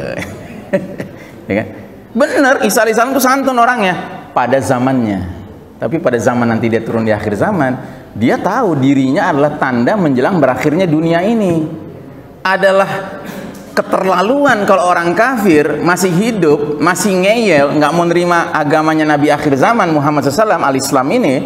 Isa alaihissalam udah turun masih juga ngotot gitu loh, nggak mau memeluk Islam, mending mati. Makanya nanti akan ada Yahudi Nasrani ditawarin masuk Islam kagak mau, mati juga nggak mau, lebih nggak mau lagi. Akhirnya apa? Pura-pura masuk Islam. Sampai apa? Sampai Isa alaihissalam wafat. Begitu wafat murtad lagi, Pak. Nah, lagi asik-asik murtad, matahari terbit dari barat. Pertanda taubat sudah ditutup, nggak bisa diterima lagi. Dia mengucapin dua kalimat syahadat nggak bisa. Lagi-lagi Caniago mengatakan talambe, gitu. Udah terlambat ya. Nah, jadi saudaraku rahimakumullah, selanjutnya Ya'juj wa Ma'juj. Ya'juj wa Ma'juj ini dua Bani Adam, keturunan Bani Adam, dua bangsa keturunan Bani Adam yang merupakan mufsiduna fil ard, perusak di muka bumi. Kemudian pembenaman bumi di barat, pembenaman bumi di timur, pembenaman bumi di Jazirah Arab. Sedangkan yang ke-10 api keluar dari Yaman. Nah, para ulama berbeda pendapat tentang urutan nomor 1 sampai 9, tetapi kalau nomor 10 disepakati ini yang paling akhir memang, api keluar dari Yaman. Ya.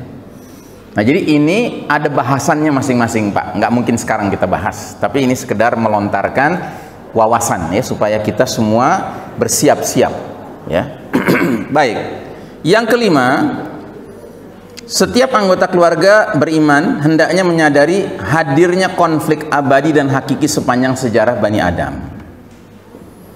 Betapapun manusia ingin selalu hidup damai, penuh harmoni dengan sesama manusia lainnya, namun sesungguhnya Allah telah menciptakan konflik abadi dan hakiki sepanjang zaman, dan tidak seorang pun bisa mengelak darinya. Manusia tidak mungkin bersikap netral ya. Mana dalilnya? Dalilnya ini.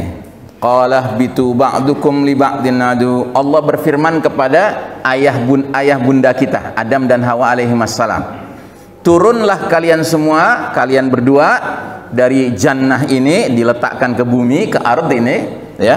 Sebagian kalian Bani Adam bakal jadi musuh bagi sebagian lainnya. Jadi ini sudah dekret dari Allah bahwa sepanjang sejarah umat manusia ini bakal terjadi konflik terus ya. Konflik itu baru berakhir kalau kita sudah masuk surga, Pak.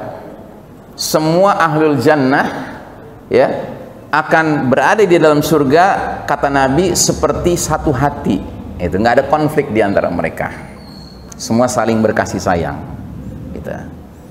Bahkan ada satu tempat sebelum pintu surga namanya Qintoroh. Kontoroh, apa Qintoroh ya? Saya lupa. Nah, ini lapangan gitu, Pak. Sementara setiap mukmin masuk ke dalam jannah begitu lancar, ada orang-orang tertentu mandek di situ. Ternyata siapa mereka? Mereka adalah orang-orang beriman yang layak masuk surga, cuma jadi terhambat di situ karena apa? Punya konflik dengan sesama orang beriman. Gitu. Dan itu nggak boleh masuk surga kalau konflik itu, dendam itu, ya, kedengkian itu belum hilang.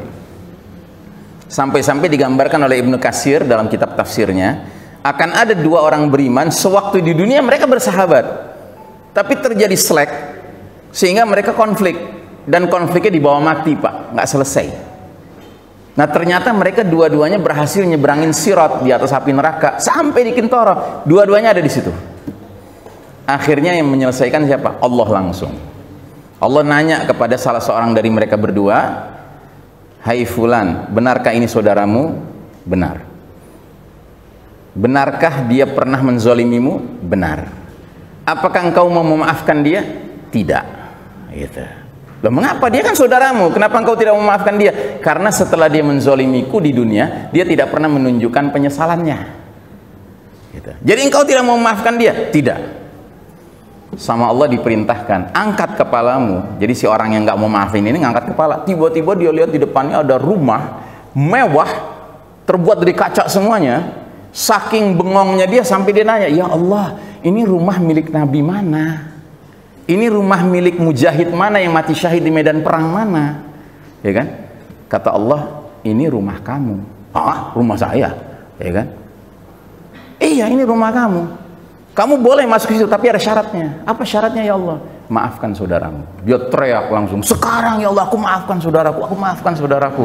Bahkan ya Allah, boleh nggak aku ajak saudaraku masuk ke dalam rumahku? Silahkan, gandeng tangannya, digandeng, Masya Allah. Ya kan? Nah, jadi saudaraku rahimakumullah, itu nanti di surga Pak. Di dunia ini nggak ada ceritanya tuh Pak, ya kan? Harmoni dengan semua orang nggak mungkin Pak. Dunia ini tempat terjadinya konflik, ya. Antara mereka-mereka yang mau meniru meneladani Adam alaihissalam dengan mereka-mereka yang lebih suka meneladani iblis. Pilihannya cuma dua. Ya kan? Nah, karenanya Allah nyuruh kita waspadai musuh sejati kita. Siapa musuh sejati kita? Syaitan. Inna syaitana lakum aduwwun fattakhiduhu aduwwa. Sesungguhnya syaitan itu musuh bagi kalian, maka anggaplah, perlakukanlah dia, sikapilah dia sebagai musuhmu. Karena sesungguhnya para setan itu cuman ngajak golongannya agar menjadi penghuni neraka yang menyala-nyala. Makanya sekali lagi, jangan mundur ke belakang Pak. Ya, kalau kemarin sempat distancing sholat, ya kan? Sekarang udah rapet, jangan mau distancing lagi Pak. Sekalipun di Mekah Madinah katanya distancing lagi sekarang, gitu. Karena Mekah Madinah bukan kiblat kita Ka'bah. Mekah Madinah bukan kiblat kita, kiblat kehidupan kita Quran dan Sunnah, gitu. Sebab kalau Anda distancing berarti Anda mengundang setan ikut kiri kanan Anda, sholat bersama Anda. Padahal setan itu musuh. Ya, kita harus mensikapi setan sebagaimana mestinya, sebagai musuh. Makanya kalau kita sholat berjamaah, maunya kita sholat berjamaah kiri kanan orang beriman, ya nggak Pak? Masa dikasih celah buat setan? Dikasih penghormatan, dikasih tanda ini tempatnya setan. Gitu. Ya. Saya waktu zaman masih distancing ramai itu Pak, tiap masuk ke masjid yang ada tanda begitu tuh Pak, justru saya tutup tuh sama sejadah saya, sambil dalam hati saya, nyak kamu dari sini, ini tempatnya orang beriman gitu ya. Nah begitu ya. Nah terus kemudian yang keenam, pastikan kehalalan nafkah. Kenapa penting? Karena daging yang tumbuh dari makanan haram bakal hanya menjadi umpan api neraka. Sesuai sabda Nabi kepada sahabat Ka'ab ibnu Ujrah, hai Ka'ab ibnu Ujrah, ya, la yarbu lahmun nabatat min sahtin illa kanat an-naru aula bihi. Tidaklah daging manusia yang tumbuh dari barang yang haram kecuali neraka lebih berhak atasnya, ya. Nah, jadi saudaraku rahimakumullah, terutama para kepala keluarga, lebih baik Anda bawa sedikit ke rumah tapi halal daripada bawa banyak tapi haram, ya. Para pendahulu kita dulu itu sedemikian hebat mendidik istri mereka, sampai kalau mereka mau keluar rumah pagi-pagi mencari nafkah, istrinya ngomong, ala barukatillah, semoga Allah berkahi engkau wahai suamiku. Innana nasbiru alal ju'i wal atash walakinnana lan nasbiru alan nar. Ingat suamiku, kami anak istrimu sabar menghadapi lapar dan haus, tapi kami nggak sabar menghadapi api neraka. Artinya bawa ya pulang, bawa yang halal aja dah, biar kata kurang-kurang gitu, ya kan. Nah, itu yang ke-6. Yang ke-7, hendaknya dibangun suasana atmosfer dalam keluarga kita, ya, suasana taqarrub ilallah, mendekatkan diri pada Allah, bertaubat dan berdoa kepada Allah Subhanahu wa taala, ya. Nah, kita harus membangun suasana gemar, ya, beribadah Pak di dalam rumah kita, ya. Makanya ada keluarga-keluarga tertentu yang bahkan mereka mengkhususkan waktu untuk wirid pagi, wirid sore bersama-sama dengan anak, istri, semua ngumpul begitu, ya. Karena ini adalah bahagian dari membudayakan, membangun atmosfer, ya, taqarrub ilallah, mendekatkan diri pada Allah, berdoa kepada Allah, ya. Dan kita harus mempunyai wirid-wirid harian Pak, karena wirid-wirid harian ini akan mempengaruhi jiwa kita, ya. Contohnya misalnya, Nabi pernah suatu pagi berangkat mau sholat subuh, istrinya dia tinggalkan sedang duduk di atas sejadah, ya kan? Terus Nabi pergi sholat subuh, terus macam-macam kegiatan, kira-kira sejam baru balik lagi. Begitu balik, Nabi nanya, engkau dari tadi duduk di sini sampai aku kembali, ya kan? Ngapain? Aku berwirid, aku wirid, aku zikrullah, gitu kan? Terus Nabi bilang, maukah engkau aku ajarkan suatu wirid yang kalau engkau baca 3 kali itu nilainya, pahalanya lebih tinggi daripada engkau duduk tadi di sini sejam lebih. Nah, ternyata itu wirid apa? Subhanallah wa bihamdihi adada khalqihi wa ridha nafsihi wa zinata arsyihi wa midada kalimatih. Ini termasuk wirid pagi, wirid sore yang sangat dianjurkan oleh Nabi, Pak. Ya. Nah, jadi kita harus cerdas, Pak, dalam beramal, cerdas dalam berwirid, ya. Karena wirid-wirid kita ini akan menjadi pembentuk jiwa kita, Pak. Kalau saya secara pribadi, di antara wirid favorit saya ini, Allahumma rahmataka arju fala takilni ila nafsi tarfata ainin wa aslih li sya'ni kullahu la ilaha illa anta. Wahai Allah, rahmatmu lah yang kuharapkan, karena itu janganlah engkau serahkan urusanku, nasibku kepada diriku sendiri barang sekejap mata. Perbaikilah semua urusanku, tidak ada ilah selain daripada engkau, ya. Jadi wirid ini, Pak, ini termasuk wirid yang sangat kental nilai tauhidnya, ya. Karena kita menyatakan kepada Allah, jangan engkau serahkan nasibku, urusanku kepada diriku sendiri walaupun sekejap mata. Jadi kita orang beriman ini sangat berharap bahwa semua nasib kita ini yang nentuin Allah, bukan diri kita. Karena kita nggak mau jadi hamba yang sok tahu. Ya, kita mau jadi hamba yang benar-benar menyerahkan diri kepada Allah Subhanahu wa taala. Ya, dan di zaman penuh fitnah ini, Pak, sulit sekali melakukan itu. Ya, karena apa? Egonya orang zaman sekarang kencang, Pak. Gitu. Merasa lebih berbaik daripada ketentuan Allah bahkan. Nah, termasuk kalau kita punya kebiasaan sholat malam, dan saya anjurkan Anda harusnya sholat malam, ya. Karena sholat malam ini, Pak, kata hadis Nabi mengatakan, afdalus sholat ba'dal maktubah sholatul lail. Sholat yang paling utama setelah sholat wajib 5 waktu adalah sholat malam, ya. Jadi tolong biasakan sholat malam, Bapak dan Ibu, ya. Sekalipun cuma 2 rakaat plus witirnya lah, terserah mau 1 rakaat, 3 rakaat, tapi yang jelas ganjil jumlah rakaatnya kalau witir, ya. Para sahabat dulu sewaktu masih di awal dakwah, Pak, mereka belum ada kewajiban sholat 5 waktu, Pak, tetapi oleh Nabi mereka diwajibkan sholat malam, ya. Karena sholat malam itu sholat yang seolah-olah menseleksi manusia. Siapa manusia yang sungguh-sungguh ingin berakrab dengan Allah, ya, buktikanlah dengan sholat malam. Nah, yang namanya sholat malam, Pak, doa istiftahnya, doa pembukaannya itu macam-macam. Kalau saya favoritnya tuh yang ini, ya, renungan doa istiftah sholat qiyamul lail. Ini sholat malam bagi saya yang termasuk favorit tuh ini. Allahumma rabba Jibril wa Mikail wa Israfil, yang artinya, ya Allah, Rabbnya Jibril, Mikail, dan Israfil, Engkau maha pencipta langit dan bumi, Engkau maha mengetahui yang gaib dan yang nyata, Engkaulah hakim di antara hamba-hambamu tentang perkara yang mereka perselisihkan. Tunjukilah aku jalan keluar yang benar dari perselisihan mereka. Sesungguhnya Engkau maha pemberi petunjuk kepada jalan yang lurus.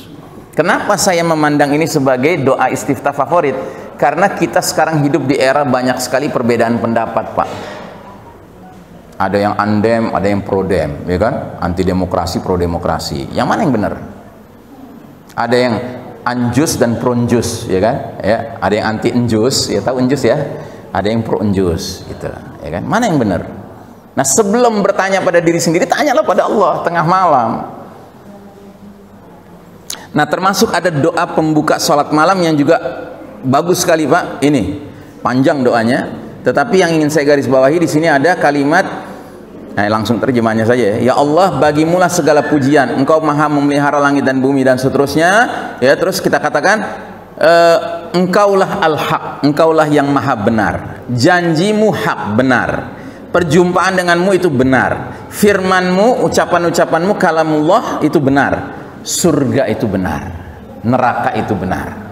Nah, kalau malam hari, Pak, kita baca ini, ya, al-jannatu haqqun wan naru haqqun, ya kan, surga itu benar, neraka itu benar, Pak. Mudah-mudahan lama-kelamaan jiwa kita ini benar-benar merindukan surga dan mengkhawatirkan neraka. Sehingga di siang hari Kita diiming-iming sama orang dengan surga dunia Pak, nggak kena. Kita diancam orang dengan neraka dunia Pak, nggak ngepek gitu. Karena begitu kita mau diancam dengan neraka dunia, kita bilang neraka Allah lebih mengerikan. Neraka dunia paling mentoknya apa? Mati gitu. Sementara kalau nerakanya Allah, la yamutu fiha wa la yahya, dibilang mati kagak, dibilang hidup kagak. Kullama nadjat juluduhum baddalnahum juludan ghairah liyadzuqul azab. Tiap kali kulitnya habis terbakar di api neraka, diganti Allah sama kulit yang baru. Supaya apa? Supaya ngerasain azab. Tapi kalau di dunia Pak, ya, azab dunia ini mentoknya apa? Mati Pak. Ada mati di dunia ini. Kalau di akhirat nggak ada mati Pak. Ya. Baik, saudaraku rahimakumullah, selesai kaji kita tentang keluarga Islam di akhir zaman. Namun sebelum saya tutup, saya ingin mengundang Bapak dan Ibu untuk memperluas wawasan pengetahuan tentang ilmu akhir zaman yang menurut penilaian saya amat sangat penting, Pak. Di antaranya saya rekomendasikan buku-buku sebagai berikut ya. Ada buku karya ulama dari Palestina namanya Ensiklopedia Akhir Zaman. Ini saya anjurkan, ini buku bagus sekali, Pak. Ada buku Negeri-negeri akhir zaman, ada buku 400 hadis akhir zaman. Ini hadis-hadis sudah terpilih Pak, nggak ada lagi hadis yang lemah statusnya atau yang palsu, nauzubillah ya. Ada misteri Dajjal di akhir zaman, dan ada buku Kita Berada di Akhir Zaman. Buku-buku ini bisa Anda dapatkan di depan, ada gerai kecil di depan ya kan, atau kalau kehabisan Anda bisa pesan lewat nomor SMS atau WA yang ada di layar ini ya. Demikianlah saya kembalikan kepada Saudara Caniago untuk mengatur lalu lintas tanya jawab ya. Wassallallahu ala nabiyyina Muhammadin wa ala alihi wa sahbihi ajma'in. Wassalamualaikum warahmatullahi wabarakatuh. Waalaikumsalam warahmatullahi wabarakatuh. Jazakallahu khairan katsiran. Kami ucapkan kepada guru kita yang telah begitu panjang lebar memberikan tausiahnya. Sekitar 10 menit kita bisa ada waktu untuk sesi tanya jawab. Mungkin dari yang beliau sampaikan ada yang ingin ditanyakan atau masih ada yang belum paham. Silakan Bapak Ibu. Kami berkesempatan akhwat dua, ikhwan yang dua. Silakan Bapak.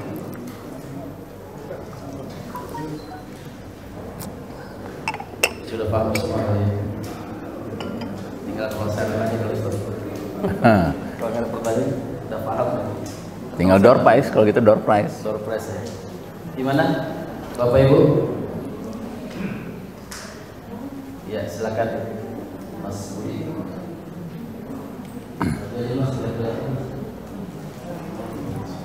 Mic-nya. Biar maju Ustaz. Oh. Biar kelihatan.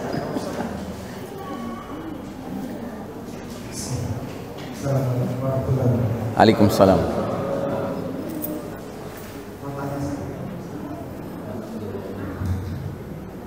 Zaman sekarang kalau orang membuka acara itu kayaknya nggak cukup dengan Assalamualaikum warahmatullahi wabarakatuh. Perlu nyebut juga. Perlu apa? Perlu nyebut juga om yang lain itu, omnya Sesati atau segala suara sebut-sebut. Nggak dengar saya. Apa? Apa? Oh iya. Iya.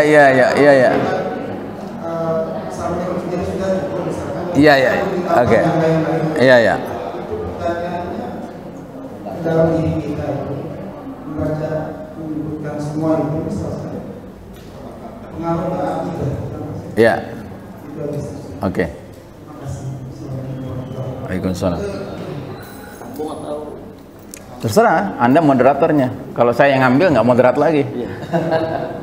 Silakan dari akhwat kita tampung dulu ya. Silakan. Pasien aja dengaran. Waalaikumsalam.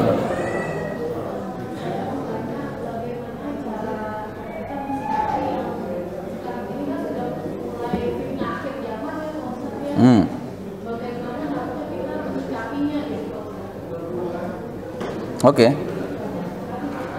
Iya, terima kasih. Dari Mbak siapa? Angkatan berapa?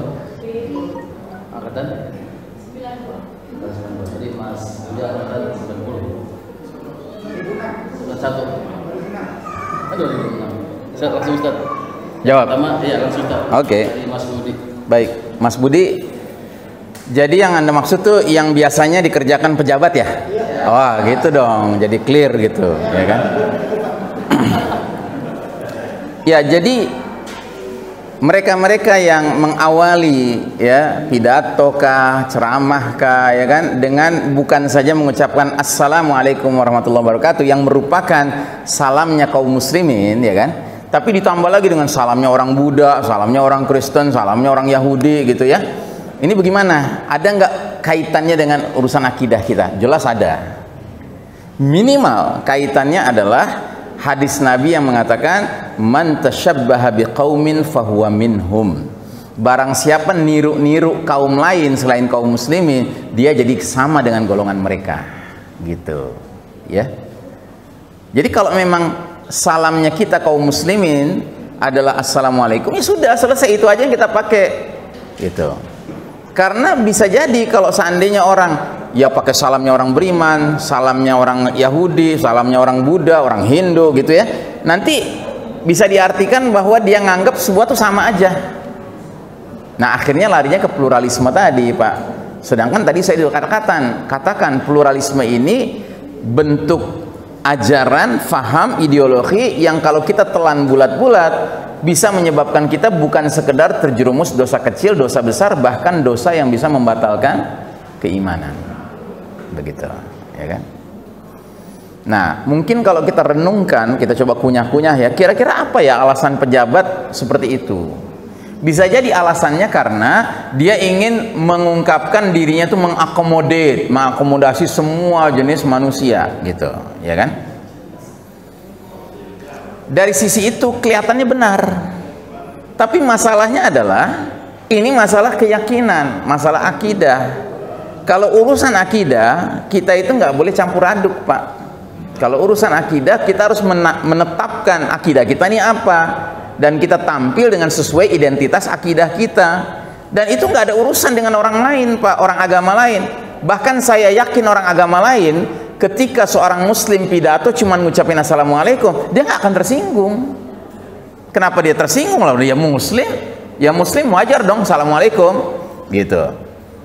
Justru jangan-jangan coba ditanya sama orang Hindu, kalau orang muslim ngomong apa sih yang Hindu tuh apa tuh ya, nggak enak lah nyebutnya omikron apa gitu ya kan. Nah itu apa namanya, jangan-jangan orang Hindu sendiri merasa tersinggung gitu.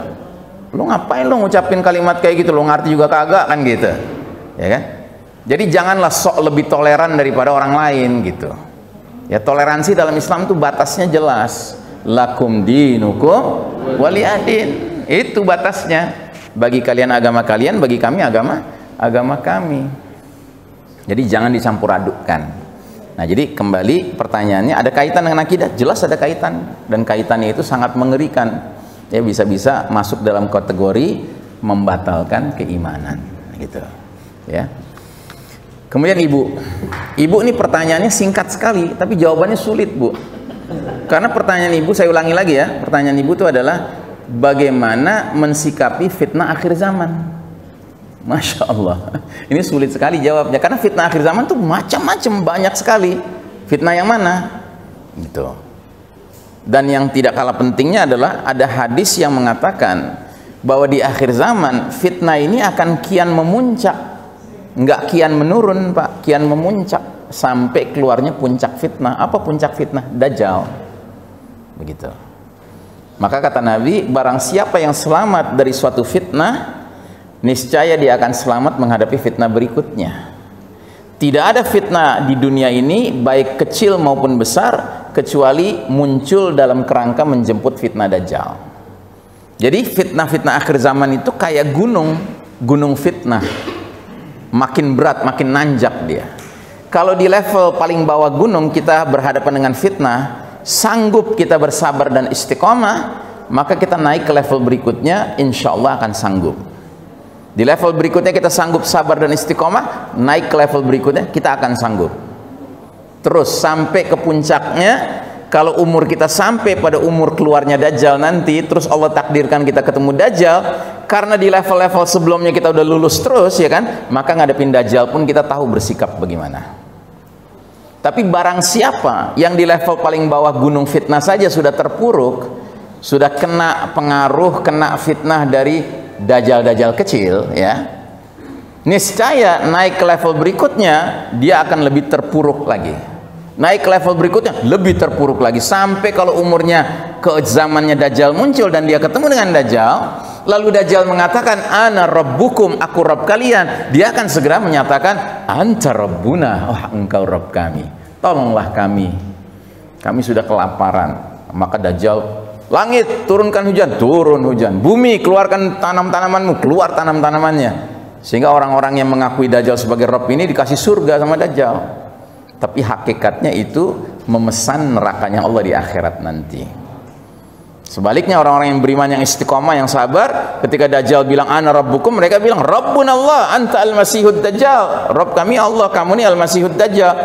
Maka Dajjal marah, hai langit jangan turunkan hujan, nggak turun hujan, hai bumi jangan keluarkan tumbuh-tumbuhanmu, nggak keluar tumbuh-tumbuhannya, hewan ternak kaum beriman ini mati bergelimpangan. Tapi orang beriman istiqomah, mereka tahu harus berbuat apa dalam situasi seperti itu. Karena sahabat dulu pernah nanya, ya Rasulullah, di zaman Dajjal nanti muncul nggak ada makanan, maka kita orang beriman makan apa? Kata Nabi, makanan kalian adalah makanan para malaikat, tasbih, tahmid, tahlil, takbir, tasdik, zikrullah. Makanya sekali lagi saya ingatkan, salah satu program penting dalam keluarga beriman di akhir zaman ini adalah membudayakan atmosfer zikrullah. Supaya kalau kita sudah terbiasa zikrullah, lama-lama zikrullah itu menjadi habit, menjadi sesuatu yang kita butuhkan, sehingga pada zaman gak ada makanan, zikrullah menjadi nutrisi buat kita. Tapi kalau mereka-mereka yang gak terbiasa zikrullah, keburu Dajjal muncul, terus Dajjal menyebabkan kita kelaparan, dia datang ke kita, Ustadz, waduh gak ada makanan nih, gimana nih, ya kan, Dajjal menghalangi kita dari makanan. Ya makanya zikir banyak-banyak, kata Nabi kan begitu, ya kan. Kata dia, wah Ustadz udah gila nih, gue lapar disuruh zikir, nah gitu, ya kan?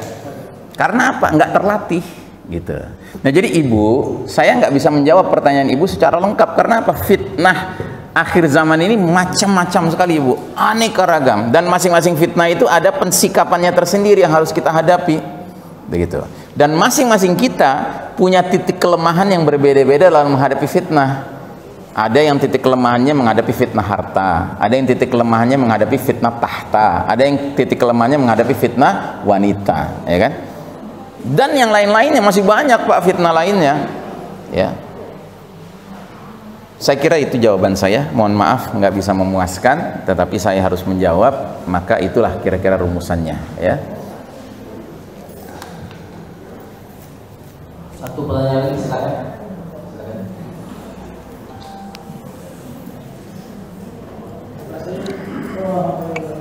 Assalamualaikum.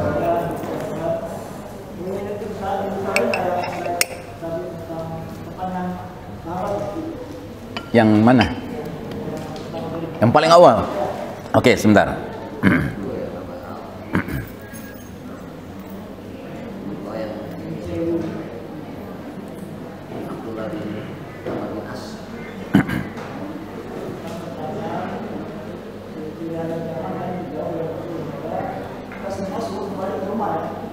Ya, fokus kepada keluargamu.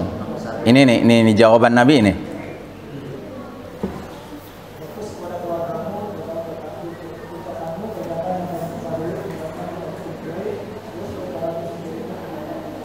Ya.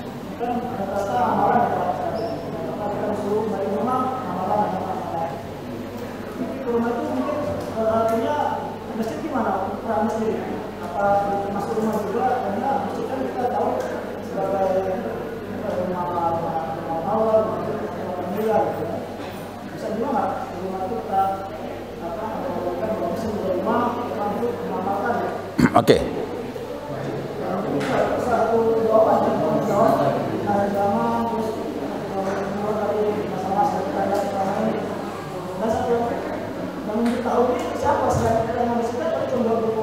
Pelan-pelan.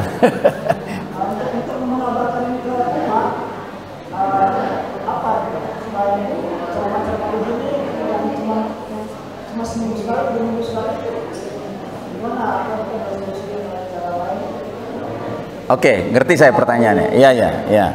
Jadi begini. Ketika Nabi mengatakan poin yang paling pertama adalah alzam baitak, fokuslah pada keluargamu, pada rumahmu, ya kan? Itu bukan berarti Nabi menyuruh kita sampai sholat pun di rumah saja gitu, laki-lakinya gitu. Karena itu standarnya, itu patokannya, itu apa istilahnya, pakemnya sudah jelas. Bahwa Nabi SAW menganjurkan kaum laki-laki, kalau tidak bisa dikatakan mengharuskan, sholat 5 waktunya di masjid gitu. Sehingga itu nggak perlu disebut lagi, itu sudah merupakan hal yang aksiomatik, badihiyat, ya. Nah, sedangkan bagi wanita, kata Nabi, kalau wanita kalian, istri kalian ingin sholat di masjid, jangan dihalangi. Cuma di hadis yang lain Nabi mengatakan tempat terbaik untuk wanita sholat 5 waktu adalah di rumah. Lebih baik lagi kalau di makhdaknya. Makhdak itu artinya kayak kamar yang lebih spesial lagi, tempat dia bersibuk-sibuk, jahit, sibuk-sibuk kerja ini kerja itu gitu ya. Itu lebih mulia lagi begitu. Itu sih aksiomatik, itu nggak perlu dibahas lagi begitu loh. Nah, terus Anda mengkhawatirkan lalu bagaimana di tengah masyarakat? Nah, di tengah masyarakat ini ada yang namanya petugas-petugas penyebar luasan Islam. Itulah para dai. Para dai tetap harus bekerja, harus berbuat. Ya, contohnya saya ini tetap harus menyampaikan kepada umat. Ya, masa jadi dai tapi nggak nyampein ke umat, cuma nyampein ke anak istri? Ya bukan dai namanya kepala keluarga. Tapi saya sebagai dai, saya kepala keluarga juga. Karenanya saya tetap harus membina anak istri saya. Nggak bisa dengan alasan bahwa saya dai, saya sibuk keluar gitu kan, hendaknya orang lain yang ngurusin anak istri saya. Nggak bener dong, ya kan? Itu tetap kewajiban dia yang nggak bisa dia tawar-tawar. Gitu. Tinggal bagaimana dia memanage waktunya, begitu. Nah, di situ sebenarnya. Jadi ada istilahnya ayat yang mengatakan kullun ya'malu ala syakilatih. Katakanlah tiap-tiap orang beramal sesuai dengan formatnya masing-masing, gitu. Jadi seorang dai itu mengerjakan apa yang terkait nomor 3, ya. Khudz bima ta'rif, kerjakanlah apa yang kamu ketahui. Ya kamu ketahui tugas dakwah, ya tugas dakwah harus kamu kerjakan, begitu. Tapi nggak semua orang harus berdakwah. Tapi minimal setiap orang sebagai kepala keluarga harus bisa berdakwah dalam batas kemampuannya kepada anak istrinya, begitu. Kalau itu nggak sanggup dia lakukan, berarti dia harus dapat bantuan dari luar, ya kan, dengan mengundang ustadz untuk bisa memberi pengarahan kepada anak istrinya. Tapi pada hakikatnya kullukum mas'ulun wa kullukum ra'in wa kullukum mas'ulun an ra'iyatih. Tiap-tiap kalian adalah pemimpin dan akan dituntut pertanggungjawaban oleh Allah atas pihak yang dia pimpin, begitu ya. Nah, jadi kalau seorang kepala keluarga sama sekali nggak bisa berdakwah, dia harus ngundang ya orang yang bisa mengajarkan anak istrinya tentang Islam, begitu. Tapi yang ideal dia sendiri menjadi pengajar bagi anak istrinya. Wallahu a'lam bishawab.